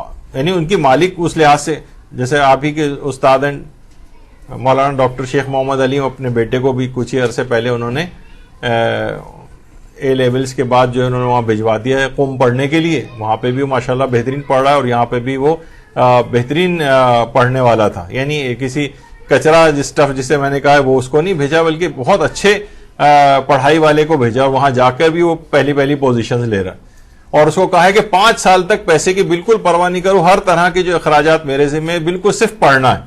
تو باپ آگے بڑھ کر اس کی کمک کرے کہ میں تمہارا سارا خرچہ اٹھاؤں گا, بس اب وہ بھی ظاہر ہے ایسا نہ ہو کہ وہ بھی وہاں جا کے مال مفت دل بے رحم کے طور پر وہ مال لٹاتے رہیں باپ کا اور پڑھ کے نہ دیں, یعنی خود بھی ان کو اس طرح سے. تو بہرحال اولاد کو عالم دین بنانا ایک بہت بڑی خدمت ہو جائے گی. یہ جیسے میں نے ابھی کہا تھا کہ پک اینڈ ڈراپ وغیرہ کرنا, تبرک کا اہتمام کر دینا, یا میرے سے ایک اور خدمت بھی ہے جو یہ آخر میں لکھی دیکھ پہ بیٹھنا. یعنی میں نے بہت سی چیزیں, چھوٹی چیز, یقین کیجئے کتنے ہی خاندانوں میں ایسے افراد ہیں کہ ان کے علاوہ دیکھ پہ کوئی بیٹھ ہی نہیں سکتا. یہ بہت بڑا کام ہے. مجھے آپ کہیں گے 1 لاکھ روپے لیں دیکھ پہ بیٹھ کے آپ یہ حصے وغیرہ بنائیں اور یہ نکال کے دیں, اس میں مجھ سے نہیں ہو سکے گا کام. یعنی وہ ان کا ذوق اس قسم کا ہے. ہر شخص اپنے ذوق اور صلاحیت کے مطابق کام کرے, کوئی نہ کوئی خدمت پکڑے, چاہے کوئی چھوٹی سے چھوٹی خدمت کیوں نہ ہو. تو اس طرح سے اچھا جی, ابھی جو بات بیان ہو رہی تھی کہ خاص شعبے میں مہارت کو کمال کی تک لے جائیں پھر خدمت کریں. اس میں کیا ہے, جیسے اس میں مثال مثلا یہ آپ کے سامنے جو شخصیت ہے, اب تو ان کا انتقال ہو چکا ہے, آغا اصغر. یہ شخصیت وہ ہے کہ یہ آپ یقین جانیے کہ اتنی مخلص ترین یہ شخص تھا, ایسی عظیم شخصیت ان کی تھی کہ انہوں نے غسل اور کفن سروس کا وہ کیا تھا, وہ بھی کی تھی مختلف گاؤں دیہات میں جا کر, اور ایسی لاشوں کو غسل دینا اور ان کو کفن پہنانا کہ ان کے خود بتاتے تھے کہ ان کے اپنے خاندان کے اندر اتنی مشکلات ہو گئی تھیں, ان کے بچوں کے رشتوں میں مشکلات ہو گئی تھی کہ اچھا وہ کفن والا بابا حبینی بہت منحوس ٹائپ کا معاذ اللہ سمجھا جانے لگا تھا, لیکن یہ خدمت انہوں نے پکڑ لی تھی. سمجھ میں آ گیا تھا کہ اس خدمت پتہ نہیں کتنے ہزاروں انہوں نے اس طرح سے غسل دیے ہیں مردوں کو, قربتاً اللہ, کتنے لوگوں کو کفن کا انتظام کیا, ایسی لاشیں اور ٹکڑے ان کو غسل دینا کہ کسی کی بس کا کام نہیں. اچھا خواتین کے سلسلے میں بھی ایسی خدمت ہو سکتی ہے, کتنی یہاں پر جو غسالہ ہیں, غسالہ وہ ایک آدھی کبھی بیمار بھی ہو سکتی, کچھ ہو سکتا ہے ان کے ساتھ, کوئی مصروفیت بھی ہو سکتی ہے, تو کیا ہے اگر وہ نہ ہو تو عورتوں کو غسل دینے والا ہی کوئی نہیں, کیونکہ خواتین یہاں پر ان کے اویئرنیس ہی نہیں. یعنی آپ اس میں مہارت حاصل کریں غسل دینے میں, جن خواتین کا ایسا ذوق ہو, کفن پہنانے میں, یہ والی سروس, تاکہ اس طرح سے آپ اپنا نمبر لکھوا دیں, کبھی ایسا مسئلہ ہو تو آپ کو بلوا لیا جائے وہاں سے. تو آغا اصغر نے اس طرح سے اپنی پوری زندگی جو ہے اس کے اندر انہوں نے لگائی, اور ایک امام زمانہ کی خدمت اپنے ذمے پکڑ لی. بچوں کو دیکھیے, بس ختم ہو رہی ہے بات, اور وہ پارٹ پورا رہ گیا کہ شب نیمہ شعبان میں کون کون سے اعمال انجام دینے ہیں, لیکن اس سلسلے میں پہلے بھی جو ہمارے درس ہو چکے ہیں وہ انٹرنیٹ پہ ہیں اویلیبل, وہاں آپ دیکھا جا سکے گا, ان کو وقت نہیں رہا. بچوں تک کو ذمہ داریاں دینے کا ابھی سے آپ عادی بنائیں. اس سے کیا ہے, مثلا جیسے یہی کم سے کم گھر میں بھی اس طرح کی ذمہ داری ہونی چاہیے کہ مثلا یہ چھوٹا بچہ ہے, پانی رکھنا تمہاری ذمہ داری ہے, کھانے سے پہلے ٹیبل لگانا, پلیٹیں اٹھانا, کبھی کبھار برتن دھونا, تھوڑا سا بچہ بڑا ہو گیا ہے, جاؤ گیس کا بل جمع کراؤ, فلاں چیز کو. اسی طرح سے اس کے بعد پھر دینی ذمہ داریاں انہیں دینا شروع کریں. دینی ذمہ داریاں تم ہی اٹھو گے, تم سب کو نماز فجر کے لیے اٹھاؤ گے یا وغیرہ, اس طرح سے کر کے پھر آہستہ, یعنی ذمہ داری قبول کرنا جو ہے یہ بچپن سے ہی ایک اس کی سرشت میں آ جانا چاہیے, ورنہ یہ بڑا ہو کر بھی انتہائی غیر ذمہ دار رہے گا, اور امام زمانہ کی بھی کوئی ذمہ داری قبول نہیں کرے گا. ذمہ داریوں کو اس طرح سے لینے کا عادی, اب اس کا وقت نہیں ہے, ورنہ اس میں مزید باتیں بیان کرتا. بہت سے ایسے بھی افراد ہیں جو کہ ٹھیک ہے ہم تقریر نہیں کر سکتے, لیکن مثلا LCD کے اوپر درس لگا کے لوگوں کو جمع کر کے اس پر درس سنواتے ہیں اپنے اپنے علاقوں کے اندر. کتنے ایسے لوگ ہیں جن کو میں جانتا ہوں جو کہتے ہیں کہ ہم اس طرح سے درس حاصل کرتے ہیں, یہاں سے لے کے ڈاؤن لوڈ کرتے ہیں, اس کے بعد لوگ اپنے علاقے کے لوگوں کو جمع کر کے درس سنواتے ہیں, پھر تبرک بانٹ دیتے ہیں, الگ سے کسی کا انتظام بھی ہمیں نہیں کرنا پڑتا, موقع کی مناسبت سے ہمیں درس مل جاتے ہیں, یہ بھی خدمت ہے. تو اصل چیز یہ ہے کہ اپنی عمر, جنس, ذوق, قابلیت, صلاحیت اور وقت کی ضرورت کو دیکھتے ہوئے خدمت انجام دیجیے. ہر شخص کر سکتا ہے. میں نے آپ کے سامنے چھوٹی چھوٹی بہت ساری مثالیں بکھری ہوئی جو معاشرے کے اندر ہیں. ابھی بھی اس کے اندر اگر گنجائش اتنی تھی کہ اگر عمر کے لحاظ سے بھی کہ جوان کون سی خدمت انجام دیں تو بوڑھے کون سی خدمات انجام دے سکتے ہیں, تو عورتیں گھر کیسی خدمات انجام دے سکتی ہیں, ورکنگ لیڈی کون سی خدمات انجام دے سکتی ہیں, گھر پہ رہنے والی ہاؤس وائفز کون سی خدمات انجام دے سکتی ہیں.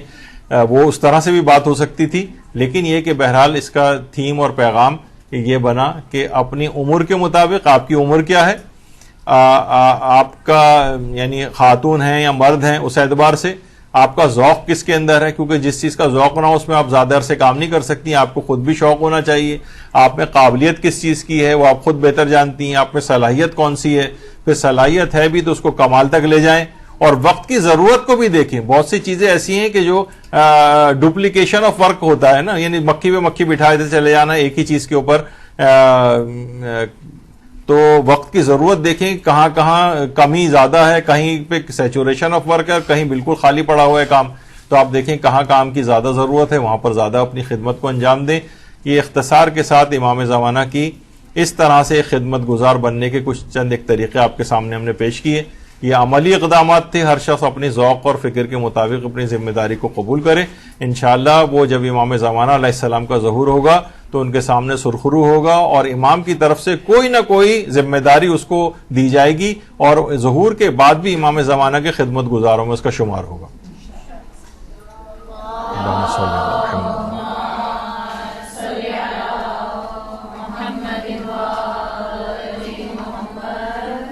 صلی اللہ علی محمد وآلہ الطیبین الطاہرین.